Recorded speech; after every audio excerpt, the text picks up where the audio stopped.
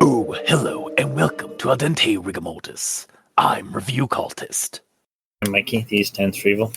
And I'm the gamer in yellow. And we're here to discuss those internet stories, most creepy and most pasta, and be critically silly doing it. And tonight we have Aberration series, N to R, Part 1. That's right, folks. We are for this week. We're gonna do this as like a marathon, not a sprint, like we did last week. So we've chopped the next Aberration series in half as best we can, because these are long stories and they take some time to get through in our talks. So we're going to be covering Aberration series N to R, but we're only going to be covering N, O, and P this week. So, and of course, the Aberration series is by Pratt 99. You can check it out along with all her other stories on creepypasta.wiki. And I guess we're not really going to do an initial recommendation for this one because we're only covering half of a story. Yeah. So I suppose then we'll just move on to the rundown for what we have today. So I'm going to start with N is for No Relief for Sully and Nanmore Royal Pavilion Tram Shelter. So we find Hornsby the Lycorn sitting in a tram shelter next to a Nezumi girl who is sketching the remnants of the old Nanmore districts in the Commonwealth of Toria, which borders Hogan's Gap. Hornsby reminisces of the glory days of the Yngvi Empire before the fall of their civilization and the rise of the Yggdrasil wood, which has consumed the region in tree wilderness and ruins. Also, again, apparently bleeds into this section, or basically like the area there he's sitting in, he's kind of just reminiscing of the good old days and such.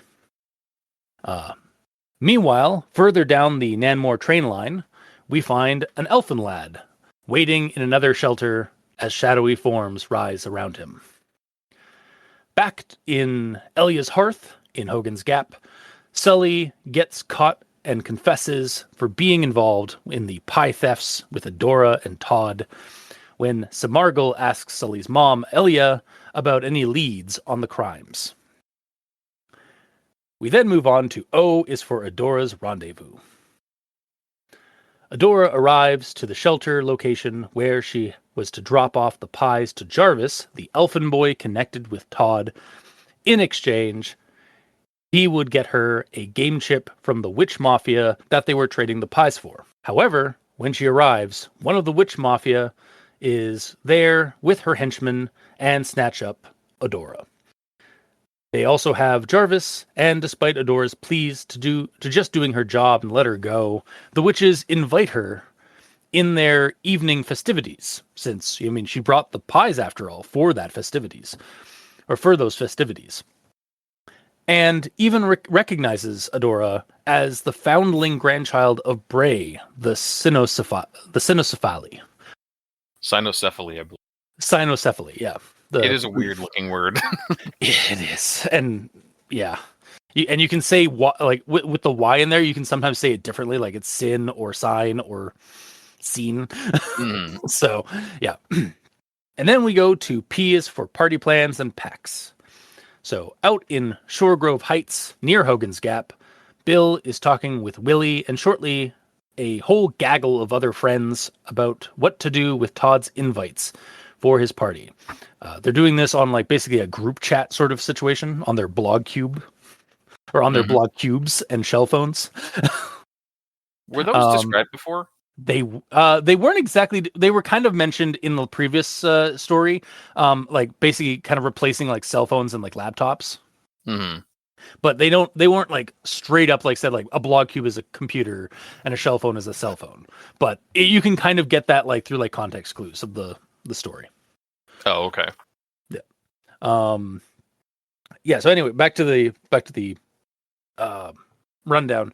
They decide to invite all the war refugee kids from the Hualau Earth reality that have transferred to their school as a way of pissing off Todd and also exchanging Halloween traditions with the kids from this other reality. What could possibly go wrong? I mean, hey, is that a weird burlap sack in the lane next to Bill's house?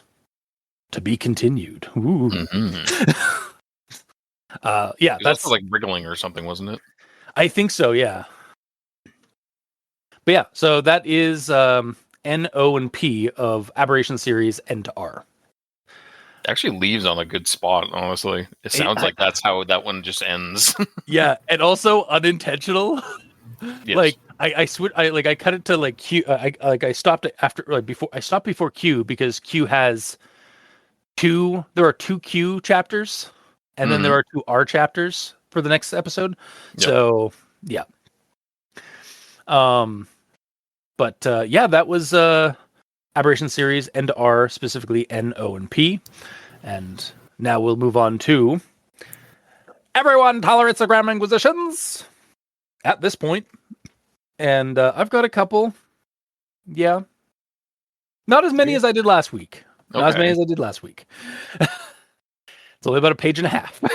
And also some of that has to do with my formatting, because again, I have formatted my notes with the chapter sequences of like N, O, and P. And I've also gone in and I'll just reference that like these ones are for this sequence, which is like where the Lycorn stuff is, and then this one's for the old the elfin lad waiting and like the shadow things coming out, and then there's one with Sully's misadventures in Elia's Hearth. So, Dave, you guys do any of that for this, or am I just crazy categorizing this stuff? We're all crazy here. Did you actually do it like that? I section everything out to every main chapter and sub-chapter. I've been doing that the entire time. So are you actually like this by sub-chapter? Do you mean like, so like last week we had like L is for like the Lack and the Liam thing, like that Halloween part, and then there was a sub one that was like Liam's Halloween party of 2013 or 2011 kind of thing? Every big scene change. Okay, so it's like completely different characters, because like in N there's the first part, and there's like the video at the start, and then there's a break, and then there's a picture, and it's a different character and a different scene. Yes. Like that's a sub chapter as far as I'm concerned. And then it does it again. So there's 3 sub chapters in the first chapter. Okay, yeah, that's how I've this week I decided like I was going to try and organize it that way as well. So I'm glad.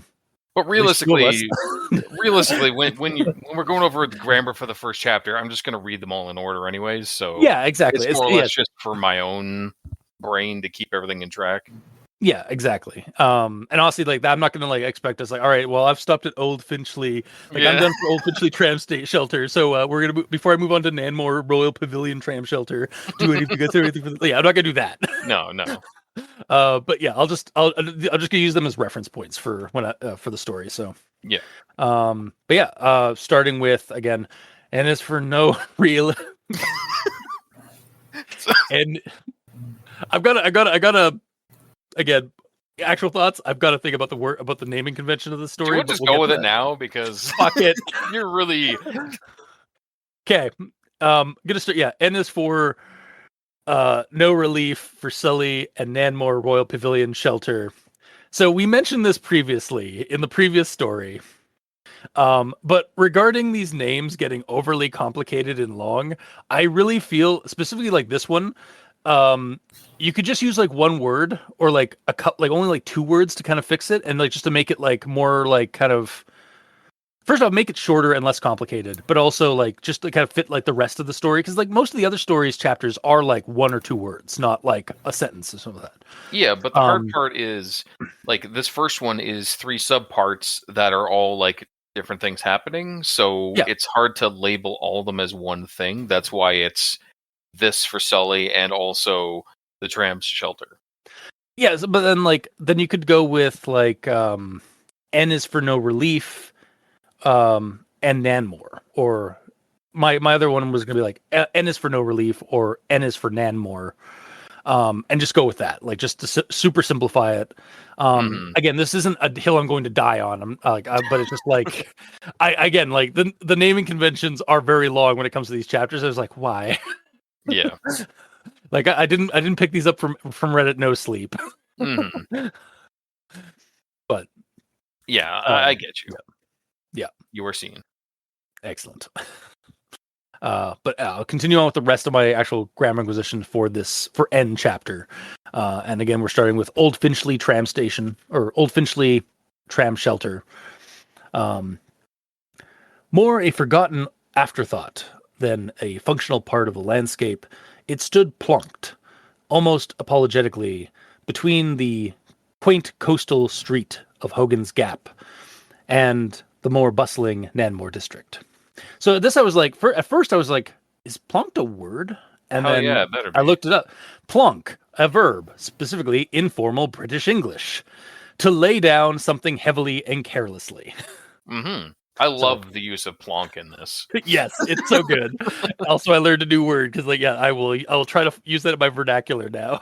Oh, you've never heard? Oh, I've been using plonk every once in a while myself. I didn't realize it was a legitimate word. Yeah, because it sounds like it's just like a silly word. Exactly. Yeah. So he's basically saying that he didn't believe you were saying actual words there, Cameron Yellow. Yeah. Yeah. All right, fair enough. Don't alienate him, but don't alienate us hosts. God, you truly are evil. He's getting us antagonistic against each other. Don't give in, gamer. Don't give in. Also, another actual like legitimate issue with this sentence though is I feel like it should be between the quaint coastal streets, plural, of Hogan's Gap and the more bustling Nanmore district, because I believe it's not referring to a specific street of called Hogan's Gap, but it's like referring to like the streets of that location, not. But it is though, because it's talking about something that is specifically plonked in a certain place between a certain street and the more bustling Namor district. But Hogan's Gap is the town, not the street. Right, the thing was Hogan's Gap itself. Yeah. So like I think it's just like a simple like thing of just like add an S there just because like the coast plonked between the coastal streets of Hogan's Gap and the more bustling Nanmore district because it's between the town and this older district. Wait, hang on. What is plonked? I forget. Plonked is to be laid down something heavily and carelessly. No, what is the thing that was plonked? Oh, it was the I believe it was actually like the ruins or like the remnants of the the old Finchley tram shelter is plonked almost unapologetically between the quaint coastal street of Hogan's Gap and the more bustling Namor district. So it's between a street and the Namor district. You might be wrong on this. This is the hill I'm gonna die on.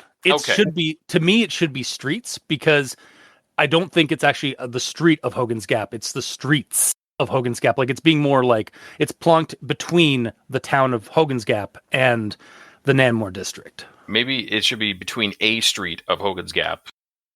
That I would also accept that. Yeah. Yeah, because it almost sounds like Hogan's Gap has one street. Yeah. Oh yes, I get you. I get you. It could be a one-street town. Don't. There are too many locations in Hogan's Gap that we have covered in the Aberration series alone to rebuke that. Yeah, but Hogan's Gap is just a really long, thin town. Gamer, why are you doing this?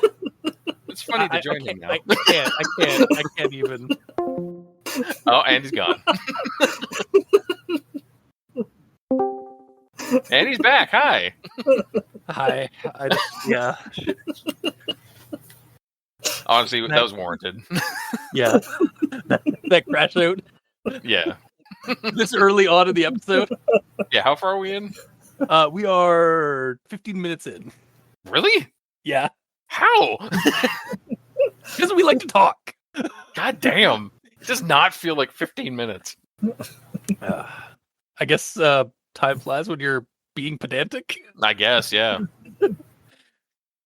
Anyway, I'll move on to the next thing. The once proud lettering proclaiming Old Finchley line was now barely legible, obscured by years of grime and the relentless assault of the coast weather. So, again, this might be a nitpick, but I feel like it should be, and the relentless assault of the coastal weather. That does sound bad.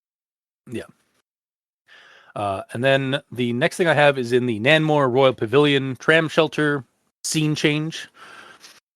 The figure within was a stark anomaly against the backdrop of ruins. A pale elf. Sorry, I didn't. The ruin or against the backdrop of the against the backdrop of ruins, a pale elfin boy of perhaps 13, clad in the latest designer attire that seemed almost ethereal amidst the decay. So I do think there should be some punctuation here between ruins and a pale elfin boy. Maybe a comma or a semicolon or even just a period. I could take any of those, honestly, for this. And then the next one I have here, despite the autumn chill that swept, feel like that should be swept, but that's another grammar inquisition to it. Despite the autumn chill that swept through the air, he wove only a gossamer thin shirt, the fabric clinging to him as if it were a second skin. So I'm pretty sure, first off, I think that I'd like that to be swept through the air, not swept through the air, but that's very pedantic. But the actual thing here is he wove only a gossamer's t-shirt that like is clinging to him like a second skin. I feel like it should be he wore only a gossamer thin shirt. Oh, it does say wove. You're right. Yeah. Now, I also want to take this time and bring up I again copy pasted the story onto Google Docs for like my note taking and stuff of that probably about a month ago. As we learned last week. When I went back and like figured out because like there were some changes that we had noticed between the most up to date version of the story and my version of the story that I'd copied. Like, oh yeah, right. Between like a month. So I actually then went like last night for my notes. I then went into the actual story that's on Creepypasta Wiki and made sure all of my notes were like still there. You're self-conscious about it now. I was. Because like there's no sense in calling it out if it's already been fixed. So yes, for sure. Yeah. But yeah, I guess that is sort of like the crux sometimes of doing a grammar inquisition on the show is like it goes out there for like ever, and meanwhile those notes have already been like well cleaned up. Yeah. So, but yeah. Anyway, I'll move on to the next thing, which is in Elia's Hearth's sequence change or scene change. The only sigh of life came from the sporadic twitch of his long fingers. Actually, I think that might be that might still be in the one with the Nanmore Royal Pavilion. But regardless, it matters. Yeah. Regardless, early on that you weren't going to keep them separate and like be like, well, this is from this part. Well, I was just using it for like so that people would like for context of like where it is in the story. Yeah. All right, so obviously, I think this one the only sign of life, not sigh of life. Oh, yep, for sure. And then the next thing I have, she asked, her voice carrying an authoritative tone that usually sent humans scurrying. So I think you just need to remove the repetition. So it's like she asked, her voice carrying an authoritative tone that usually sent humans scurrying. Yes. There's a strange repeat in there. Yeah. And then this next one, it could be a typo, but honestly, I could leave it. I could make a case for either or of whether or not it's a typo or not. Could it be that Odor's thieving had it extended to his mother's suppliers? So I'm wondering if Odor is like a nickname for Adora that Sully has given her, or if it's actually a typo. Oh yeah. And I don't know. I could make the case for either or because like obviously Adora, like it's Adora for the rest of the story, but I could see that also being like just a nickname that because like Sully is like thinking that like it's not like it's not like an objective sentence that like some omniscient narrators like bringing up. It's something that Sully is thinking. So Yeah, but I don't know. yeah, it could also just be a typo. But I'll move on to the next thing. If it's no, we're connected to her, and it keeps going about like the rest of that sentence of like if it's like their connection with like Sully and Adora and Todd like being the pie thieves, like it could ruin the reputation of Elia and Samargal and all that. But for here, it's like if it's known, we're connected to her. I think That's true. I also have a second problem with that that part as well. Okay. Specifically with the start of it, where it says Smargle nodded solemnly. Indeed, she's been known to associate with that unsavory character. It's no surprise she's involved with those thefts. What concerns me most is the implication for us. So in that line, it sounded like Smargle was saying that, but based on the context, worrying about being connected to the thefts, it's clearly Elia speaking. But there's no transition back after Smargle nodded, so it made it confusing. So personally, I think it should be like Smargle nodded solemnly before Elia continued, blah, blah, blah, blah, blah. Because Elia did speak right before that as well. Yeah, I'll go with that. Mm-hmm. And then the last thing I have for N is we don't need any more trouble than we already have. So this one's pretty subtle, but then is spelled wrong. It should be then with an A rather than then with an E, which is in the story. Oh, it's than. Yeah, it has to be than. Mm-hmm. Yeah. But that is all I have for N. So, Mikey, these stands for evil. Let's see. I have... Todd's not a high elf to be trifle with, even though he's still in middle school. So it should be trifled. Yeah. With a D. Yes. Past tense. We can trifle with them now, but we shouldn't trifle with them in the past. Yes. Yeah. Sorry. So that's all I have for it. Okay. Gamer? Nah. Okay. Then we'll move on to O is for Adora's rendezvous. So, her instincts had never her astray before, and she wasn't about to let them down now. So I feel like it should be her instincts had never led her astray before. And then the next and last one I have for O is for Adora is, but as she drew closer, she could make out the unmistakable crunch of gravel underneath shoes and the sound of a wooden chain groaning under immense weight. So again, this is like a weird, whimsical, like horror thing, but like I feel like it should be the sound of a wooden chair groaning under immense weight, not a wooden chain. Oh, yeah, probably. Yeah, especially since like the wooden chair is probably the one that like the elfin lad or Jarvis was sitting in the previous scene. Yeah, because that was described. Yeah, I read that as chair. I absolutely read that as chair. It's fine. Like, yeah, it's definitely like it's something you could like typo knees over. So yeah. Mikey, these stands for evil. Let's see here. So for O, I have the carotid walls were plastered with peeling posters of forgotten rubbish hipster concerts and numerous lost pets, their eyes staring back at her with accusatory glares. So this is actually something that I found out. Okay. Is that cradded and corroded mean the same thing? So, because I thought that it should be corroded walls, but it doesn't matter. So. I didn't know carotid was a thing. Also, I didn't realize that said carotid because I read it as corroded. I definitely read that as corroded as well. So it's just the same. It's like just a different spelling of the same word. Yeah, basically. Okay. Interesting.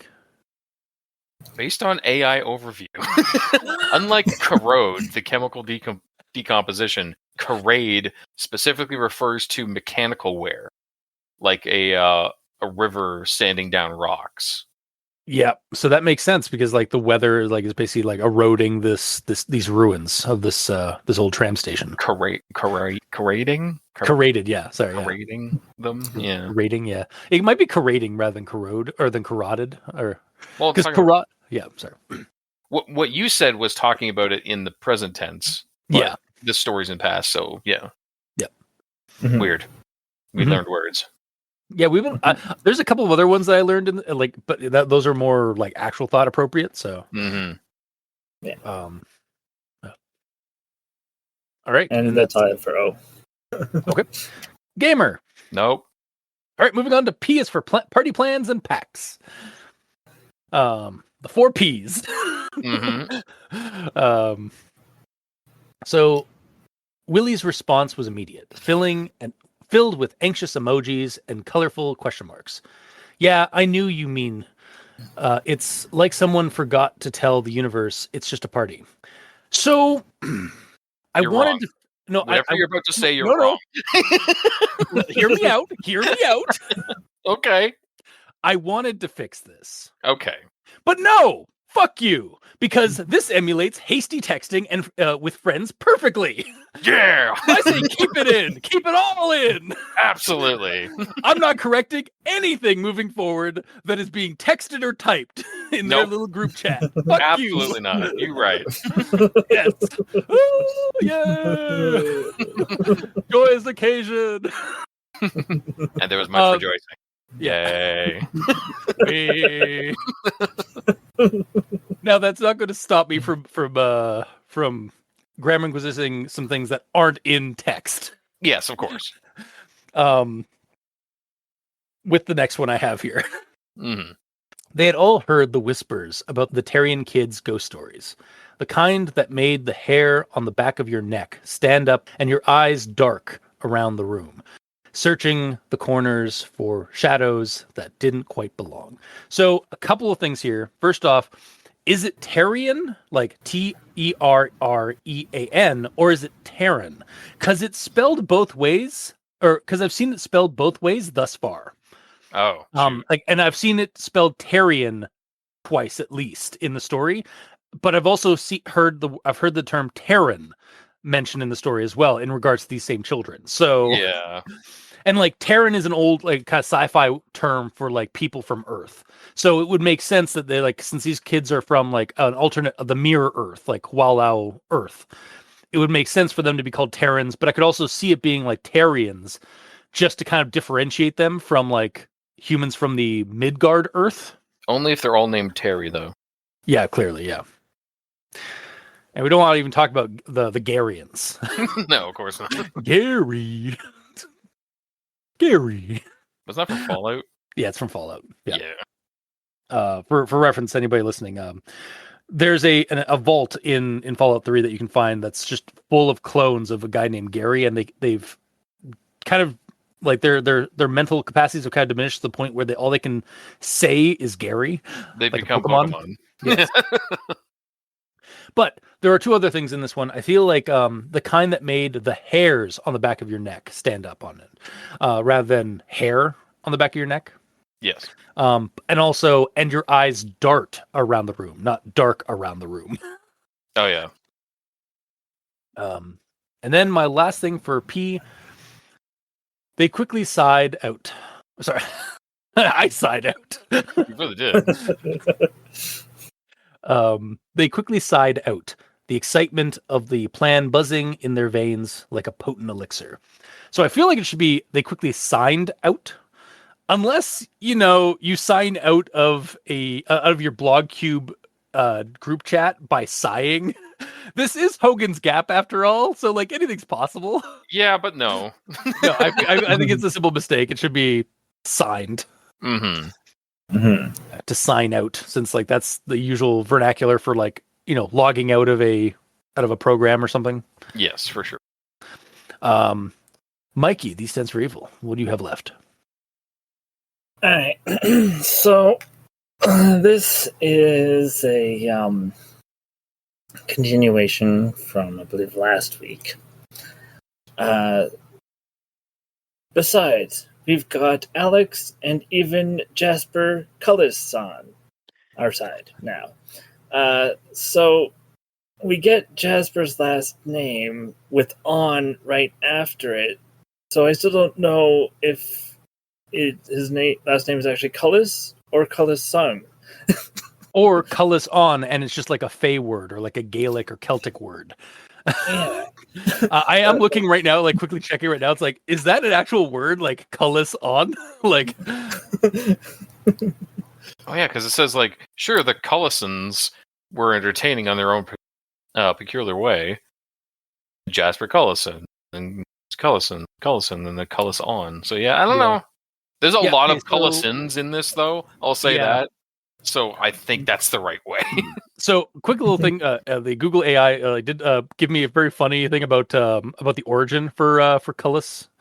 Apparently, it's a British Isle surname. Originally, the old English root of for the word chubby, or like as in a chubby person, or a cold place. Oh. So, and I'm not seeing. Well, and actually, there's something actually to do with Ontario, Canada.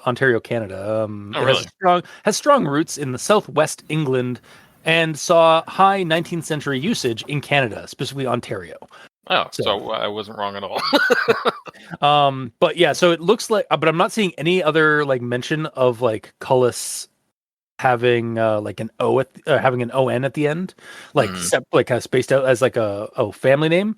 So I think that might still be a typo, or again, maybe just like a fancied up name that Emin Pratt has done.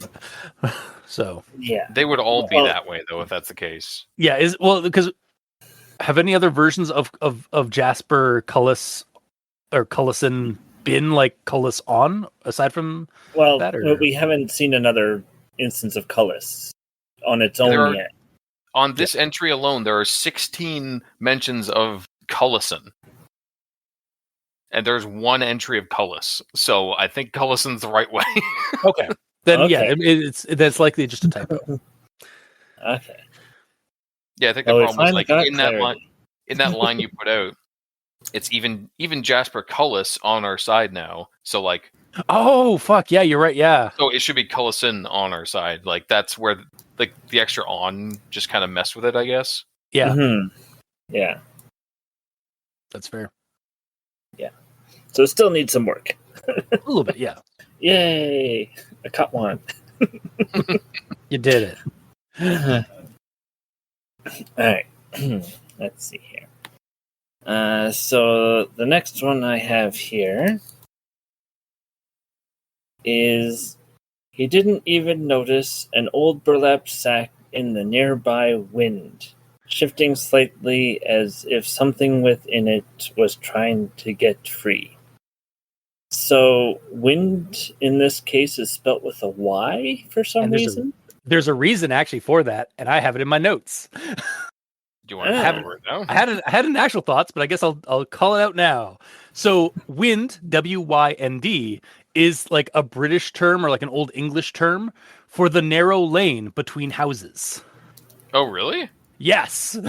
I thought it was like a weird, like whimsical spelling for window. Yeah. Sorry, not an old English. It's a Scottish word for lane or narrow passage between two neighboring houses. Oh. So that's We're learning so much today. I know.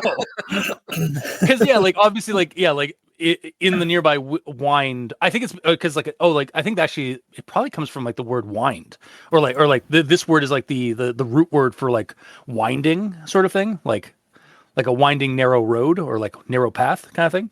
Maybe. But anyway, yeah. So that's why in the nearby wind or wind is actually the location of between the two houses where the burlap sack is. That's pretty neat. Right. Sorry, I got really excited because like, oh no, I gotta correct you. You're wrong. You're wrong, and I hate you.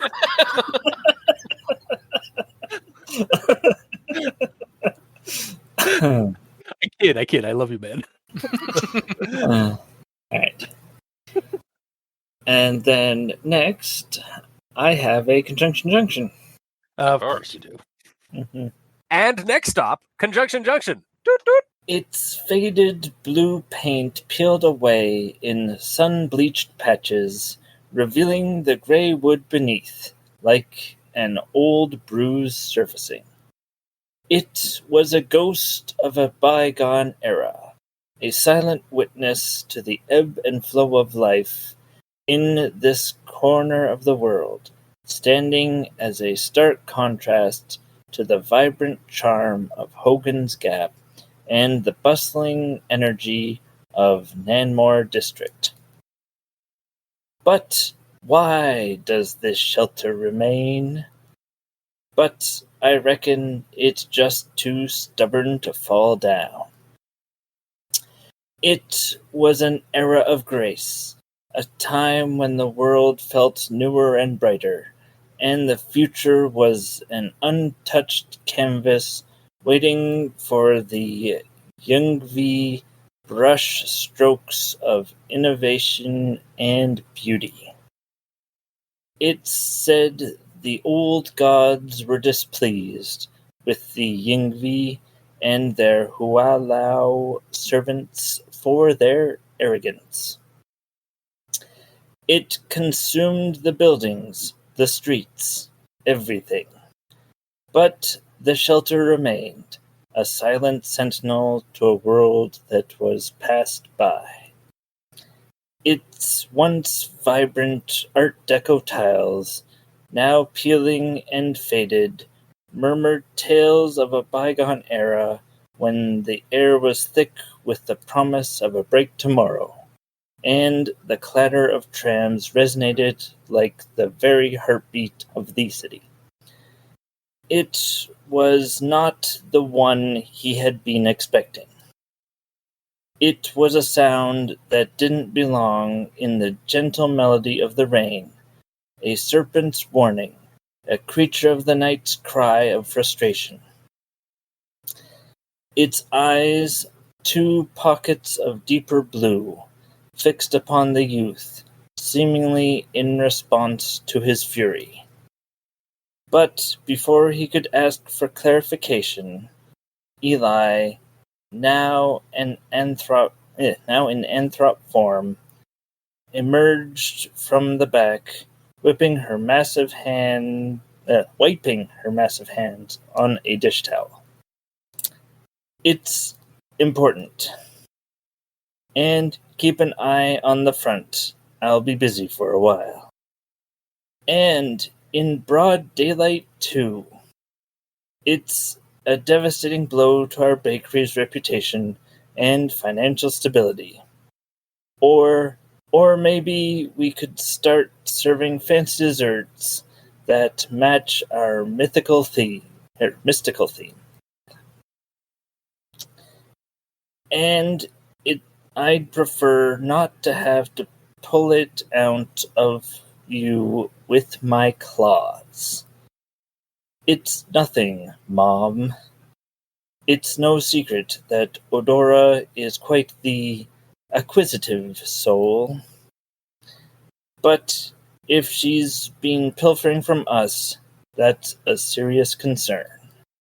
And now she's brought her thieving ways to our doorstep. It's no surprise she's involved in these thefts. But what concerns me most is the implication for us.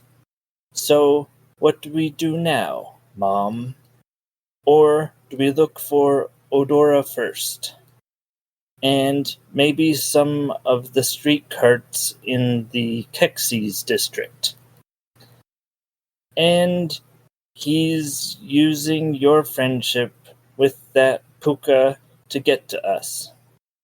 But, Sully, you stay far away from Odora, for now. It was definitely not the small silhouette of a teenage elfin boy.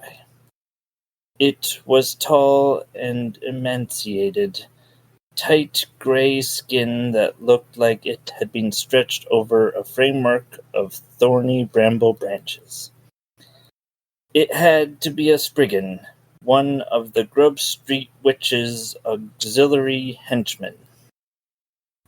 But why was he here? But all he saw was the rain continuing to fall, the puddles on the cobblestones reflecting the flickering lights like a shattered mirror. But as she approached the doorway, the sounds grew clearer. It was definitely someone, or something, still moving around in there. But as she drew closer, she could make out the unmistakable crunch of gravel underneath shoes and a sound of a wooden chain groaning under immense weight. It was taller, leaner, and more menacing than the Spriggan she had seen earlier. Its hair a twisted, mangled crown of twig-like quills, with eyes like cold, pale ice that seemed to pierce right through her. It had to be one of the Grub Street Witches themselves, a head lieutenant, judging by its height and hair length. But I assure you, your pies will be in good hands. But Moog's hand shot out, grabbing her small arm with a strength that belied her rail-thin appearance. But I just wanted to drop these off and get the game chip. But you're not just anyone, are you?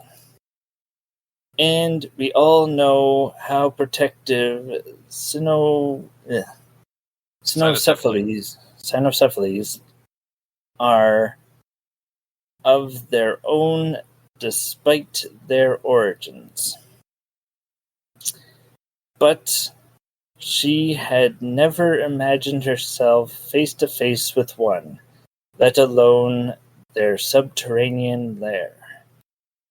It was late at night, and the storm outside was relentless. It's like someone forgot to tell the universe it's just a party. And all those Terran kids in the Kexes district, they could use a bit of cheer after what happened to Hualau Earth. It hooted out a green speech bubble. But how do we even approach them? And we can't just hand them over to whatever freak show Todd's cooked up. And what exactly are we going to learn from a bunch of scared refugee kids who probably heard about the 2005 mass causality events in the outer root reaches? And if anything weird does happen, we can just get them out of there. And we might just be their first friends here. It was the kind of thrill they had been craving since they had first heard various news reports about the Mirror Earth crisis, a chance to be part of something real and frightening. Finn. Okay, I've got some notes. First off, you said Eli when I think you meant Elia. ELY. No, it's ELYA. It was ELY. Where'd you find that? Because that might be a typo. Because it's supposed to be Elia. Hang on, is Eli in here? Hang on, we need. I'm trying to find it. It's showing like he's genuinely, barely, vaguely, squarely. Fuck. ELY, comma. Oh, I did use a comma. Excellent. Yeah. Oh, yeah. Where? Ellie. Yeah. Oh. Okay. Well. Yeah. Maybe that's like again a nickname kind of thing or a short form. But yeah, it should be Elia for. Yeah. Yeah, Elia's already a short, so You're not wrong. Elia is actually a shortening of a longer name. So You might yeah, as well just shorten it down to E at that point. yeah, you come on over here, and then it just becomes a what is it one of those 2chan channel or 2chan stories from Japan where like they replace the person's name for anonymity Oh, yes. with a letter. That's true. They do that. Yeah. I said doo-doo. Yes, he did. But also, getting back on track here for a second. Also, the unannounced switch to different scenes and characters strikes again, because like in the first section, it was like the thing that was like with deep blue eyes, or like that was like looming over the elfin lad. Suddenly, just became it was actually revealed to be Elia, and the youth was actually Sully, not Jarvis, to me.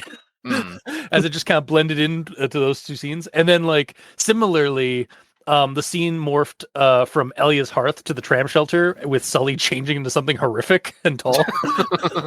And then Adora being grabbed by the witches is being taken to a party, or she's then being taken to a party with the Terran kids from Who Allow Earth, and of course Todd's involved. Of course he is. Why wouldn't he be? Yeah. So again, yeah, just like that, like not using any of the titles, like the chapter titles or anything like that, just like keep going through it, and it just like creates almost a different narrative in a way, but also like one that kind of mirrors the story, the actual story a little bit. Just diverges off a bit, but yeah. And the reason, the reason that that Mikey does this is he grabs all the sentences throughout a story. They start with words that they probably shouldn't, like its, ends, or buts, and strings them together into a story with sometimes hilarious results. Basically, to highlight that there's always better words to use, except when it's dialogue. But he does it for the bit. Yeah, we do it for the lulz. Yes. Gamer, do you have anything for P? Nope. Okay. We are done the Grammar Inquisition much earlier than previously. Yeah, it was like half the episode last time, I think. Actually, no, it was a third of the episode.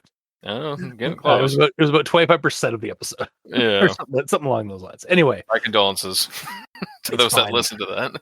It's okay, because I actually had a in the previous episode, I did actually give a timestamp. It's like, hey, audience, you want to just skip the Grammar Inquisition? Go to this timestamp. Nobody skips the Grammar Inquisition. Yeah. No diehard fans. At this point.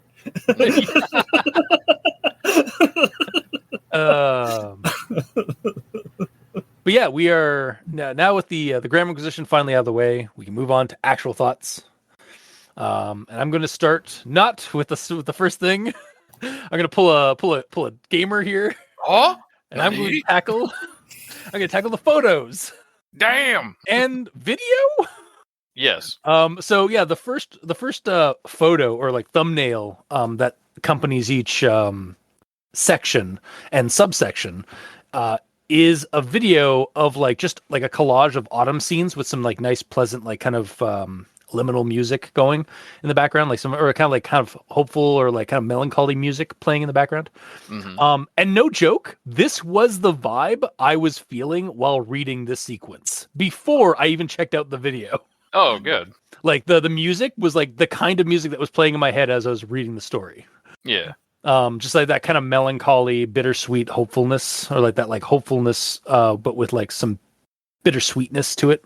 The video is just basically, like I said, a collage of vibes for autumn, and to me, it works for that scene, like for that subsection of the story, like just because it's very much encapsulating the mood they want to invoke. I was waiting for the jump scare to happen. Yeah, same. The other images, again, they mostly work, though there are two of them, because most of them are just like scenes that like scenes of like rain or like dark streets and stuff like that, and that's perfect for like the sequences that are happening. Though there are two specifically that are very abstract, and I was just like, what is this trying to do conceptually? Like the one for Elia's hearth is just it looks like just like a I honestly do not know what I'm looking at. For Elia's hearth, it says magic-.jpg. So, but I don't know what it like. is it like a piece of cloth, or is it some kind of just like an abstract like kind of design, or like kind of like almost like a paint splatter design kind of thing, or I don't know what that is. Yeah, I don't know. And then the second one was for, I believe this is for this is under Adora's. No, this is under P is for party plans and packs. And it's just like some kind of a, it looks like some, I can kind of make out what this is. It's like some kind of like very close up rain sequence. Like there's water droplets on the camera, and there's a flashlight glaring at the screen, at the camera. So there's like a bloom of light. Yeah. So like I guess it's a sort of like, I don't know, like maybe just it just seems kind of like odd. Like maybe this is like supposed to be like what we're like the anxiety or the anxiousness that's going on in the wind next to Bill's house, like with the burlap sack or something. I don't know. I don't know, man. Or it could be like it was like it literally starts the story with it was late at night and the storm outside was relentless. So it could be like trying to emulate like the mood of a storm kind of thing. It does say rainy, it does say rainy window.jpg. So maybe it's just supposed to be a raindrop filled like window shot. Maybe, yeah. But yeah, aside from that, like the other weird though. Yeah, the other one's just kind of odd. Like, but other than that, like the other ones, like Adora's one is just like rain falling and like crashing onto a surface, which is fine because it evokes the mood. And then the one with Nanmore Royal Pavilion is just like a dark street, which again brings to mind like probably where the elfin lad, who is Jarvis, let's be honest, is waiting for Adora. Yep. So yeah, other than that, like most of them are pretty good. It's just like there's one or two that are just like I don't understand why that's like I just don't conceptually I don't understand it, but otherwise they did a pretty good job for the others. So yeah. But I will move on to the rest of N is for No Relief for Sully and Nanmore Royal Pavilion Tram Shelter. I'm going to start with this one here. Hornsby nodded, tapping the ashy bowl of his pipe against the armrest. So, similar to our first encounter with Hornsby, a licorn, by the way, which is basically just a French word for unicorn. Is he a quadrupedal licorn or a bipedal anthropomorphic version in this instance? Yeah, I brought this up in the previous one, and I was certain that he was not just a horse. He's like, he's anthropomorphic. And this one kind of solidifies it. Like he's sitting down in a chair smoking a pipe. Like, yeah, I'm inclined to agree. Like the first time, like I was like, okay, in the first story we get him, I could maybe believe that he's using like magic or telekinesis to like move things around. He's still a licorn. He's still like a quadruped. But in this version, it's like it's kind of all but removed that away. It's like no, this is straight up an anthropomorphic licorn. Yes, absolutely. Like he's got hands, or at least like his hooves are now like a little bit more articulate. Mm. Yeah. But yeah, that was the first thing. Is like Hornsby being anthropomorphic is now like confirmed. Yes, at for least sure. As far as we know. Finally, it was already my headcanon. Now it's confirmed. Yeah, exactly. And then the next thing I have here, the Nezumi girl's curiosity grew. What happened to it all? She questioned, her pencil hovering over her sketch. The gods eventually punished them for their arrogance, Hornsby said, his pale eyes misting over with the ghosts of memories. Like the Humes in the Tower of Babel story, the Yngvi built too high, too fast, didn't pay attention to the wisdom of the past. They forced other sapient species into servitude to work in their colossal factories and opulent mansions. Then, from their very heart of their capital, the great Yggdrasil woods surged forth, and the Yngvi world crumbled. That was when the trams ceased to run, and the people fled. The earth consumed their splendor, leaving only remnants of the old Nanmore district. So a few things. So Nezumi is rat in Japanese, and so I wonder if this girl is actually like a rat-like entity, or like a mousy kind of figure or character.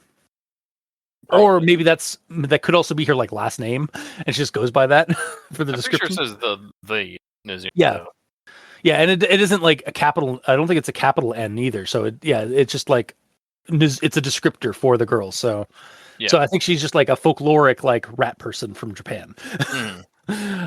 Also, more lore and history of the setting in this story. Love it. And for someone who was apparently around for it, cool that Hornsby is apparently that old. Like I thought, like the end of the Ingvi like civilization was like centuries ago, but like maybe it happened like a lot more recent. He's a Lycorn. You know what? Yeah, magical like Lycorn unicorns. Who knows how long they last? Yeah, how long do elves last? Yeah, Hundreds of exactly. years. Well, I mean, according to D&D, they last about 700 years is like the average. But yeah, exactly. So yeah. And yeah, the whole end of the Ingvi civilization and the rise of the Yggdrasil wood was touched on in previous Curtisville tales. I recall, like from other stories, especially ones involving a certain Gerdine character. We get a little bit more information about like the Ingvi civilization and the Yggdrasil woods, like upsurge and like how it consumed that reality or that. I guess it's the Midgard Earth or like one of the adjacent realities or dimensions. But it's, again, great to get further details on the setting. yes. It's what I'm here for, honestly, at this point with Curtisville Stories and M.M. Pratt's world is like, I just love reading more about it. It's almost on par with like an actual, like, I love horror stories, but I also am a sucker for lore. So when you combine them together, it's just, lore. Sorry. The lore. Oh, that's good. But yeah, that's what I've got for that one. We then move on to Nanmore Royal Pavilion Tram Shelter, which is the second sequence, I guess, or subsection of N. Behind him, the shadows grew denser, coalescing into something more substantial than mere darkness. The dark cables swirled and twisted, taking on a life of their own, forming into a sinuous form that seemed to be made of the very fabric of the night. The entity was vast, its shadowy branch-like tendrils reaching up to the low ceiling and stretching out to the rounded edges of the room, as if the shelter had suddenly been invaded by a living piece of the storm. Its eyes, two pockets of deeper blue, fixed upon the youth, seemingly in response to his fury. Okay, so when I was reading this section, I was wondering if this was supposed to be like Jarvis from the previous story. Obviously, like the elfin lad is Jarvis. Because it's also the same like tram station. It's also the same around the same timeline as the previous story. Like I went back and like looked at the timelines. Because this story takes place on a Wednesday around like in Wednesday evening, like and like all the times are kind of correlating and like progressing. And then I went back to the previous Aberration series story, and it ended on a Wednesday with like all that stuff going on, just before the first, like basically about an hour before these events happen on a Wednesday. So that's kind of how I kind of correlated they're similar. So, but I was curious if this was a post call with Todd. Like the idea here for me was like when I was reading this part was like, is this like the maggot born and it's like infested Jarvis, and so he's just waiting there for Adora, maybe like basically waiting for his next victim to show up. We never get And then I got an update on my notes here because later on in the story, we find out that exactly what that shadowy thing was. So I'm just going to go down to my notes for Adora's rendezvous here. And as per my update from before, yes, the delivery, the witch croaked like a massive heron, her pale eyes flickering to the bulging burlap in Adora's stiff arms. Jarvis is indisposed at the moment, but I assure you, your pies will be in good hands. I am Moog. I will take them off your paws. She stepped closer with her bony hand reaching out. So, okay, I guess it was actually the witches who run this district and their minions that, showed up and dealt with Jarvis there, not the Maggot-born, which I had originally thought was like maybe what was going on. That was an interesting development. That it was actually like the mention of like that dark thing like sprouting up behind Jarvis and in the shadows and like creeping around with branch-like tendrils. That was actually that was in fact the Spriggans that work for the witch Moog. But like in that first chapter and like in N section, I was like wondering are we actually getting like finding out like that our theory about Jarvis getting whacked by the Maggot-born, like that was actually a thing. And it's like for a moment I was like, oh man, that's cool. And then we get the next revelation. It's like I wasn't pissed off about it that like it wasn't the Maggot-born, it was actually just the witches mafia. It was also mentioned previously. But yeah, I don't know. Isn't it kind of like going against what actually happened before though? Because before he was on the phone, he's like, "Here comes Adora." Wait, that's not Adora. This is instead of a tiny little puka. This is some dude, huge cybernet guy. Blam, knocks him over, and then he's like, "Everything is fine here. I'm great. Don't worry. I'm not scared." So then we cut to this where he's sitting there waiting and then he's grabbed. So unless him sitting there waiting is when he was already Maggot-born, I guess. Yeah, maybe like that. Like that could also be like we haven't finished the story because we cut this in half. But yeah, so we haven't gotten the development. But like what if when because it just says the Elfin Lad. He does like usually in these stories, even with the omniscient narrator like kind of telling it, we usually get their name, somebody's name eventually, but in this instant we don't. So that's what made me think it's like, are they only referring to him as the Elfin Lad and not Jarvis in this? Because that isn't Jarvis anymore. He's been like subsumed or he's been like taken over by the Maggot-born, whatever that is. And then I guess what we could say is like the thing that like the shadowy things that coalesce in behind him as he's waiting there for like his next victim or whatever was also just like basically the witch mafia here who just like don't appreciate somebody like in their territory kind of thing. Which kind of like ruined it a little bit for me because I liked that there was potentially some spooky shadow creature and then it's mundane. I mean, it could still also be there, like, and also you see, I know like mundane is perspective in this story. is by mundane it's like it's just minion of a troll witch. But it's just the witch. It's just the witch mob. Mm-hmm. And there's Spriggan servitors that could like branch out and sprout up. Yeah, that's so mundane. That's so street level. It is in this universe, though. I understand, yeah. But I do think there is still like the potential here for like that to be horrifying or like creepy, especially when we get to Adora's spot where like she gets nabbed, and the witches like first off, the witches have a reputation, they have a notoriety. Like we see that in the characters, in the other characters that know of them, but we also like there is some sort of like not malevolence or malevolence, or there's some kind of like dread here because like Adora doesn't want to go with them, but they're like, oh no, you're coming with us to our festivities. But I wonder if it's going to be like that one Treehouse of Horror Simpson episode where it's like, yes, come to our starship, we would love to serve you. No, really, we're going to serve you food, not. Yeah. It's like, wait, it says to serve man. Wait, there's some dust here.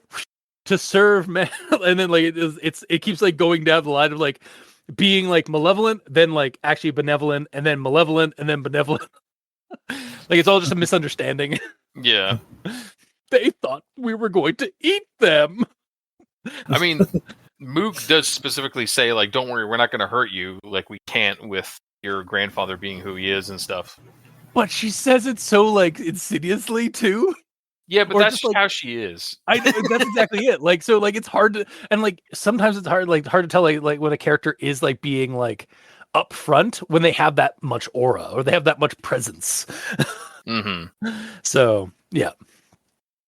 Anyway, yeah. There's all this to say is like I thought we were gonna get more Maggot-born stuff, and then for now we haven't, or maybe we have. It's just like the story's taking a little bit more of its time setting that up.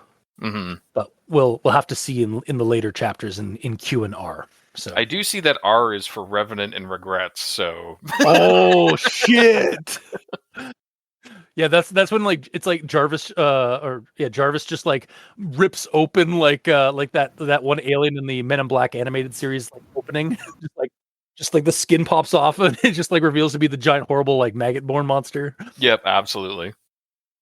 I guess like Edgar from the Men in Black movie where he just like put my hand on my head like this and then he just like rips off his skin to reveal the giant cockroach alien. That was sick as hell. Yeah. All right. I'll move on to Elia's hearth scene, which is the last bit of N. The last sack he forgot to give Adora minutes earlier. Oh, Mamkamai! Elia's gaze soon spotted him.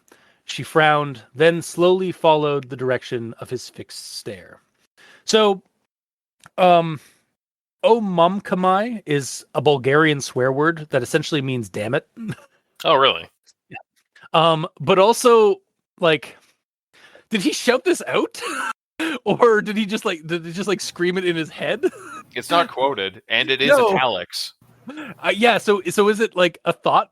And his mom's just like, again, his mom's a dragon, so like maybe she's got dragon speech, which usually is a in Shadowrun. Sorry, Mikey. Dragon speech is just basically telepathy. This isn't Shadowrun, though. I know, but there's so many different there's so many like similarities that I draw on from that. So anyway. Yeah. But yeah, like again, as a dragon creature, like maybe the mom has just like she sees the reaction of her son, like when he's like shout thinking that it just but yeah, so first off I learned a new swear today. Thanks. That's great. Yeah, omumkamai, which is basically just an expletive, like basically like damn it, I'm like, oh fuck shit, like just like that sudden like exclamation of like, oh no, I forgot something. Mm-hmm. But yeah, it made me want. It's like, how did Elia like pick that up so easily? Like, was this actually shouted like verbally, or was this just like in his head shouting, and she just like knows her son that well / maybe has telepathy? I didn't pick up the telepathy angle at all. I'm throwing that one out right now. Like that's like right now in the moment. I'm guessing, but like otherwise, I just guess that like Elia as a mom can tell when her son is like up to no good. Because he's also like staring at the bag at the point. That's also true. Yeah, he is just staring. So like he's being suspicious. He has no chill. No, absolutely. Sully has no chill whatsoever. But yeah, so I'm gonna move on to the next thing I have here. Look, it's just some stuff I found, he admitted, speaking of Sully having no chill. Mm-hmm. Look, it's just some stuff I found, he admitted. Adora had them. I just didn't want to leave them out there. Elia's frown grew more severe. Adora, she murmured, her tail swishing behind her. The puka? What does she have to do with our supplies? Yes, I would like to know that too, Samargle's amber eyes narrowed. It's no secret that Adora is quite the acquisitive soul. We've all had our share of shining things disappear around her. But if she's been pilfering from us, that's a serious concern. We rely on those supplies for our livelihood, and Elia's hearth's reputation is all at stake here. Sully's throat tightened. I didn't even know she was taking from her. She was taking from here. I swear, Mom, she's just a friend, and I don't think... Elia's eyes narrowed. Friend or not, you know better than to get involved with Adora's schemes. She's been a thief and a troublemaker since she was hatched. So, I didn't know what to expect when we first heard that Samargle and like Barnaby was going to go talk to Elia's aid in the pursuit of the previous like thing in the previous story about the 40 pies, because like they lost that whole thing, and then they're sitting in her cafe and was like, we should talk to Elia. She might know something about it. So I wasn't sure where that was going to go.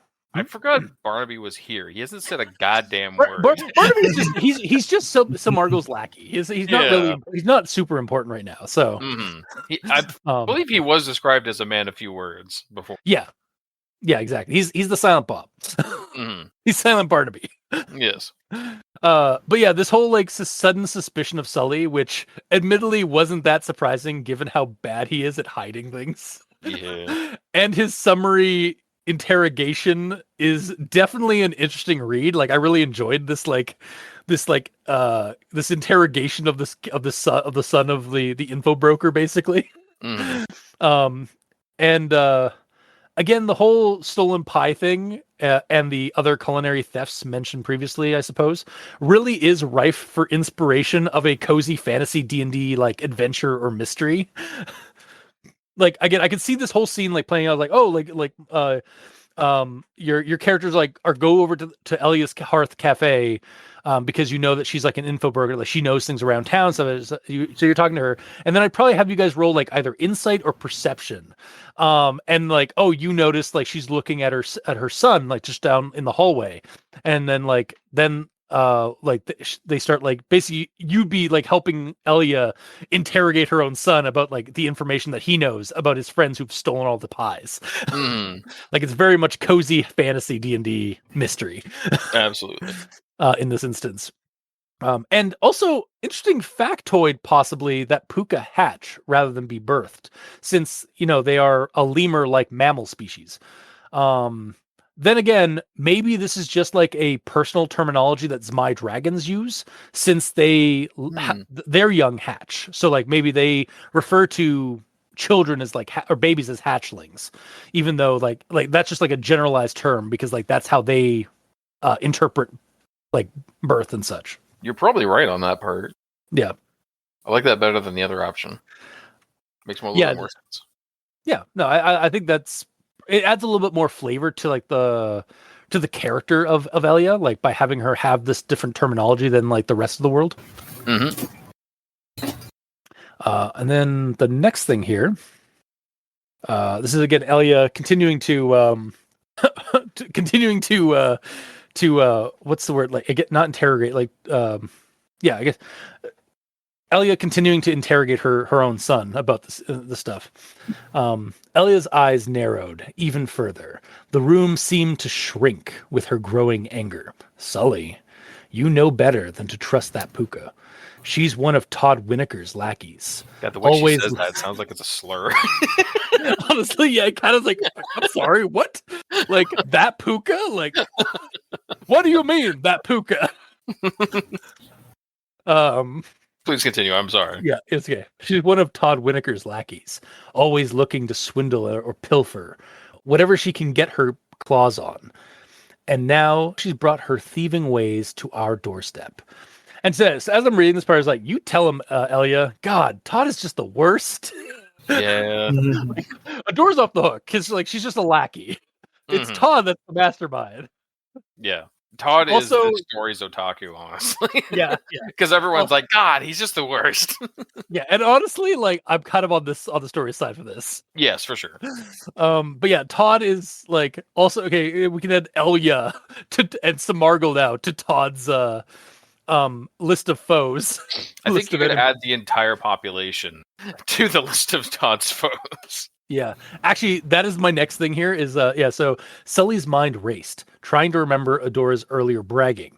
I think she mentioned the spicy dragonfly and the goblin's griddle. Should have just been called a goblin griddle, as in like golden griddle. Not the goblin's griddle. That would be so good. It's just like a fantasy version like version to the golden griddle. Like, I mean, it basically is. It's just putting the on the front of it makes it more whimsical as well. I suppose, yeah. And maybe some of the street carts in the Kexi district. Elia's expression grew darker. Todd's influence reaches further than I thought. This isn't just a simple case of theft anymore. It's a declaration of war on our community. And he's using your friendship with that puka to get to us. You need to be careful, Sully. Todd's not a high elf to be trifled with, even though he's still in middle school. His family still has a lot of influence around here. God, Todd's list of enemies grows deeper with every story. Like, not just Elia, the info broker, not just Samargal the baker, the entire Hogan's Gap old district community is now against Todd. Just some kid. Yeah, just a middle schooler who's from a high elf family. Mm-hmm. God. Anyway, so Granted, he's literally asking for it at this point. yeah, no, legitimately, like he is like, yeah. Also, poor Sully, just like, well, it might have been like what other places has Adora taken us, and then Sully just spills the beans, basically, just like I'm just gonna confess to my mother. I mean, he was caught ages ago, so might as well. Yeah, exactly. And then finally, the last thing I have here is Sully nodded somberly, his heart sinking into his stomach. He wondered how exactly he was going to cancel next weekend's get together with her at the pizzeria. I understand. Right? Yeah, why? Again, when you got a crush, like I understand. Mm. And I understand, Mom. He said eventually, his voice barely above a whisper. I'll stay clear of her. He couldn't believe he'd been so naive. And like this, like I feel so bad for Sully. He really needs better friends. Yes. Like 100%. Yeah, but it's definitely like, yeah, it's like, oh my God, like he was used so badly by these so-called friends of his. And now he's just, unfortunately, like he's the one like holding the burlap sack, the bag, like, yeah, like literally almost. Mm-hmm. But yeah, that's all I got for N section. Mikey, do you have anything for N? Yes. All right. So the first note here, I'm going to be critically silly. Absolutely. Thank you for preparing us. There was an unsettling stillness about him, a watchful anticipation that felt akin to a trap set to spring. He's going to be waiting a while. It's autumn. Oh my God.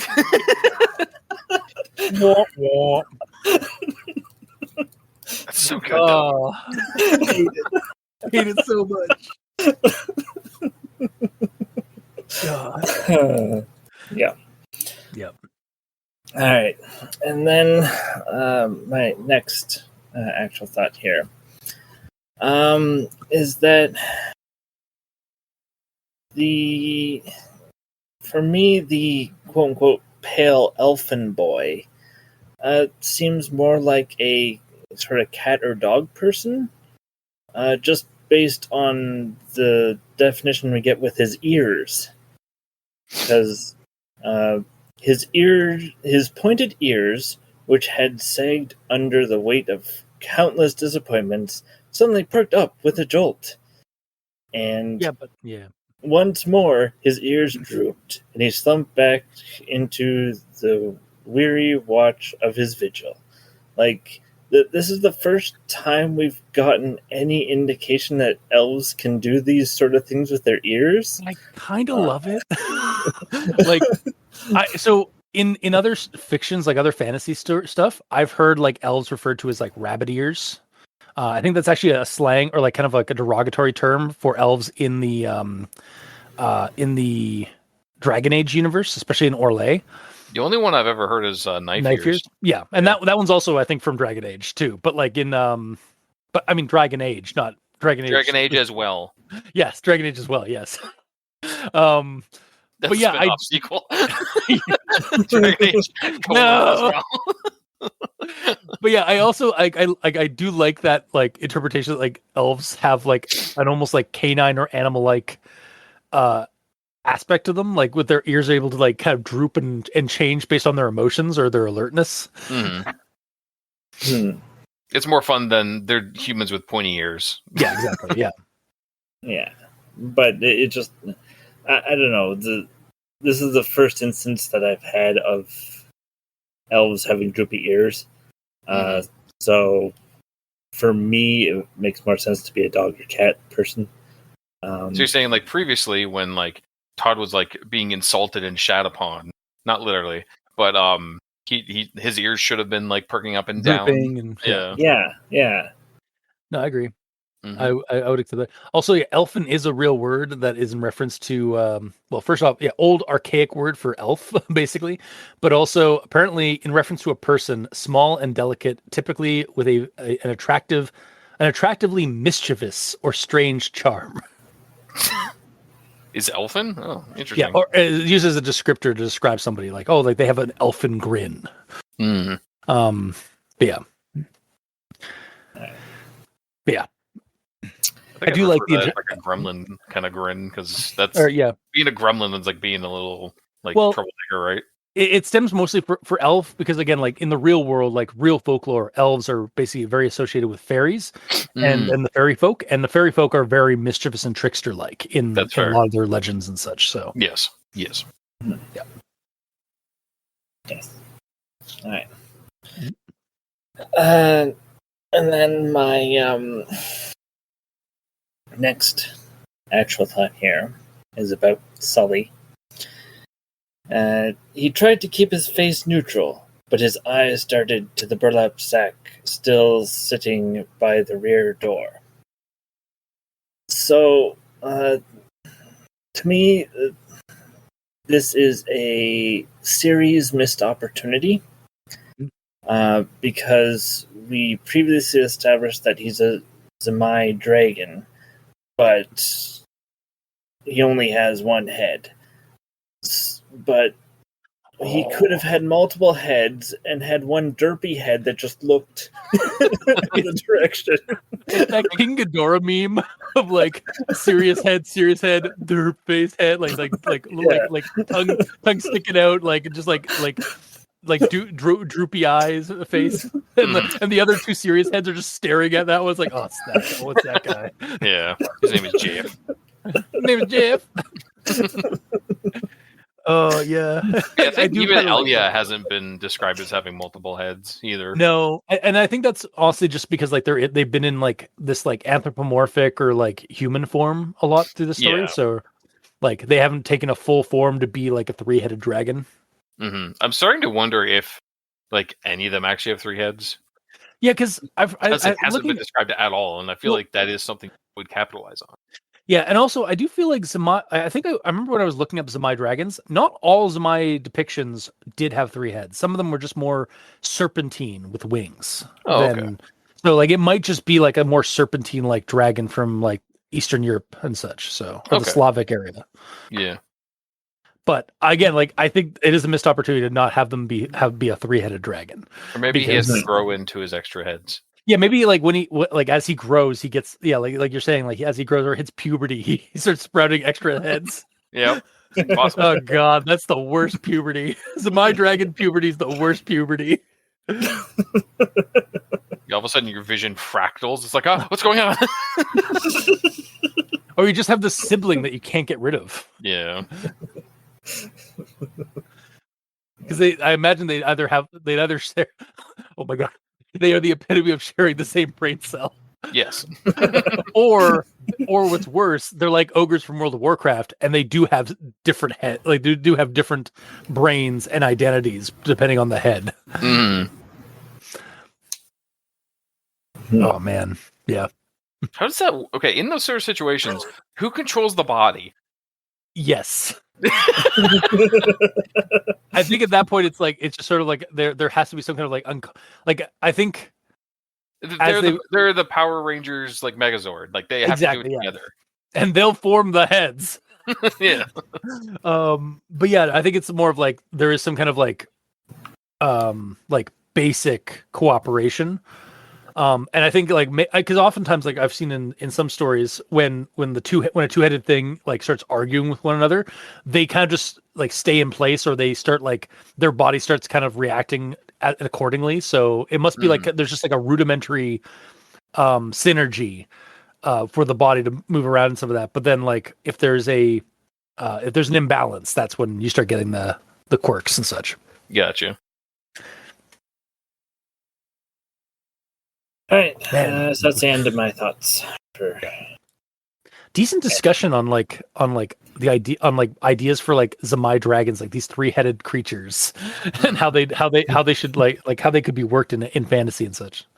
There's 3 to 12 headed as far as my research. Oh god, yeah, I would. Okay, yeah, I don't like. I think I'd stick with the 3-headed for any of these. Absolutely. like I'd like to imagine because again imagine Sully has 3 heads again. Like Mikey's thing earlier, like 2 of them are like being very like yes mom, and then the other one's like like looking at the pies. I'm hungry. He's like slow, like he's also like for a moment he is also like very like standing up straight, or like the neck is like up straight and so, but it just starts lolling toward the smell of the pies in the stack. Yeah, and his hand comes up and like tries pushing it back. Yep. Mhm. Man, that would be awesome. Like, that would be such a good scene. It would be such a fun scene. I don't know how horrifying or how much of a horror thing that would. Honestly, like the horror in this is sort of like going in hand with the whimsy stuff. So It Yeah. wouldn't feel out of place. no. But that's all you've got there, Mikey, for N? Yep. Okay. Yep. Gamer. Okay, let's see what I have left. Actually, forgot to mark some of these off. Talked about that. They were done. Wait, no. Okay. So in the first section, regarding the quietness of the trams that are being described, because we get these two like seemingly conflicting lines. One says the trams glided silently through the streets, and then later on it said they would rumble down the tracks. So it's like, Yeah. I took that at first as like a rumbling sound, but more I thought about it, it's like maybe the rumble is more like a vibration of their approach that's felt, but it's quiet, but you feel it. Like Maybe. and maybe it's like because the one is describing it from the outside, and the other one could be describing it from like when you're a passenger within, like you feel that rumbling, whereas like on the outside, like you don't hear it. I don't know.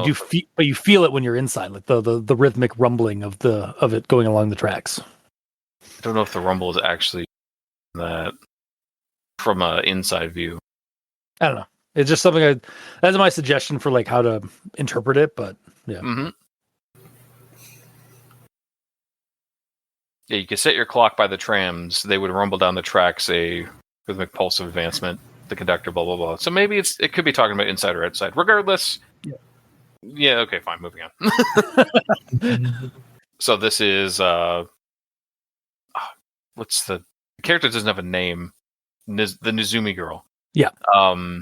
She's like, "What was the last tram like?" She asked, her voice barely audible over the quiet rustle of the remaining leaves of the surrounding area. Hornsby leaned back. What? Speak up, youngin'. The leaves almost speak as loud as you do. That's basically what it says. I kind of wish it had been like she spoke in a mousy voice, said like to like hint on like the whole like Nizumi meaning rat in Japanese, and yeah, that would kind of like guide I was gonna say listener, the reader in the correct direction. But yeah, like multiple times she's like barely speaking over the sound of like the surrounding area. As far as there isn't a single one where Hornsby's like, "What?" Speak up, Sonny, or speak up, miss. Because he's also old, like really old. Speak up, Lassie. I can't hear you. But maybe he has really good hearing still. Yeah, he's magic. Again, he's a licorn who's like anthropomorphic, like taking like using a pipe. So like, yeah.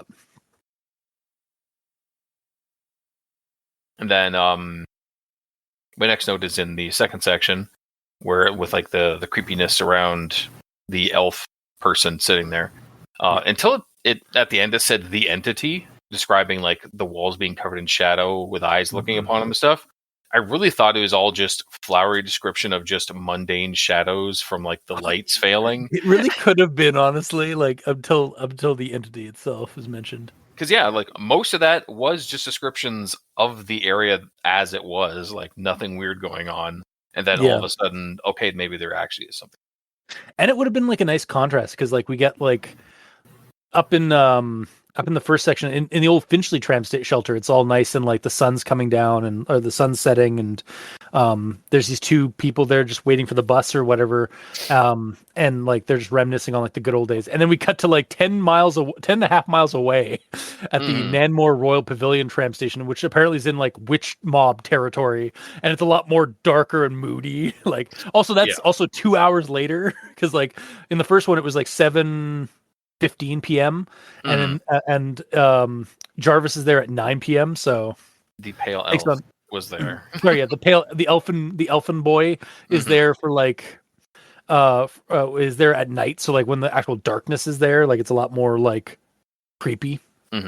Plus, it's clearly on the wrong side of the tracks. Oh my god! It literally is the wrong side of the tracks. A little bit. Oh, that's good. Yeah.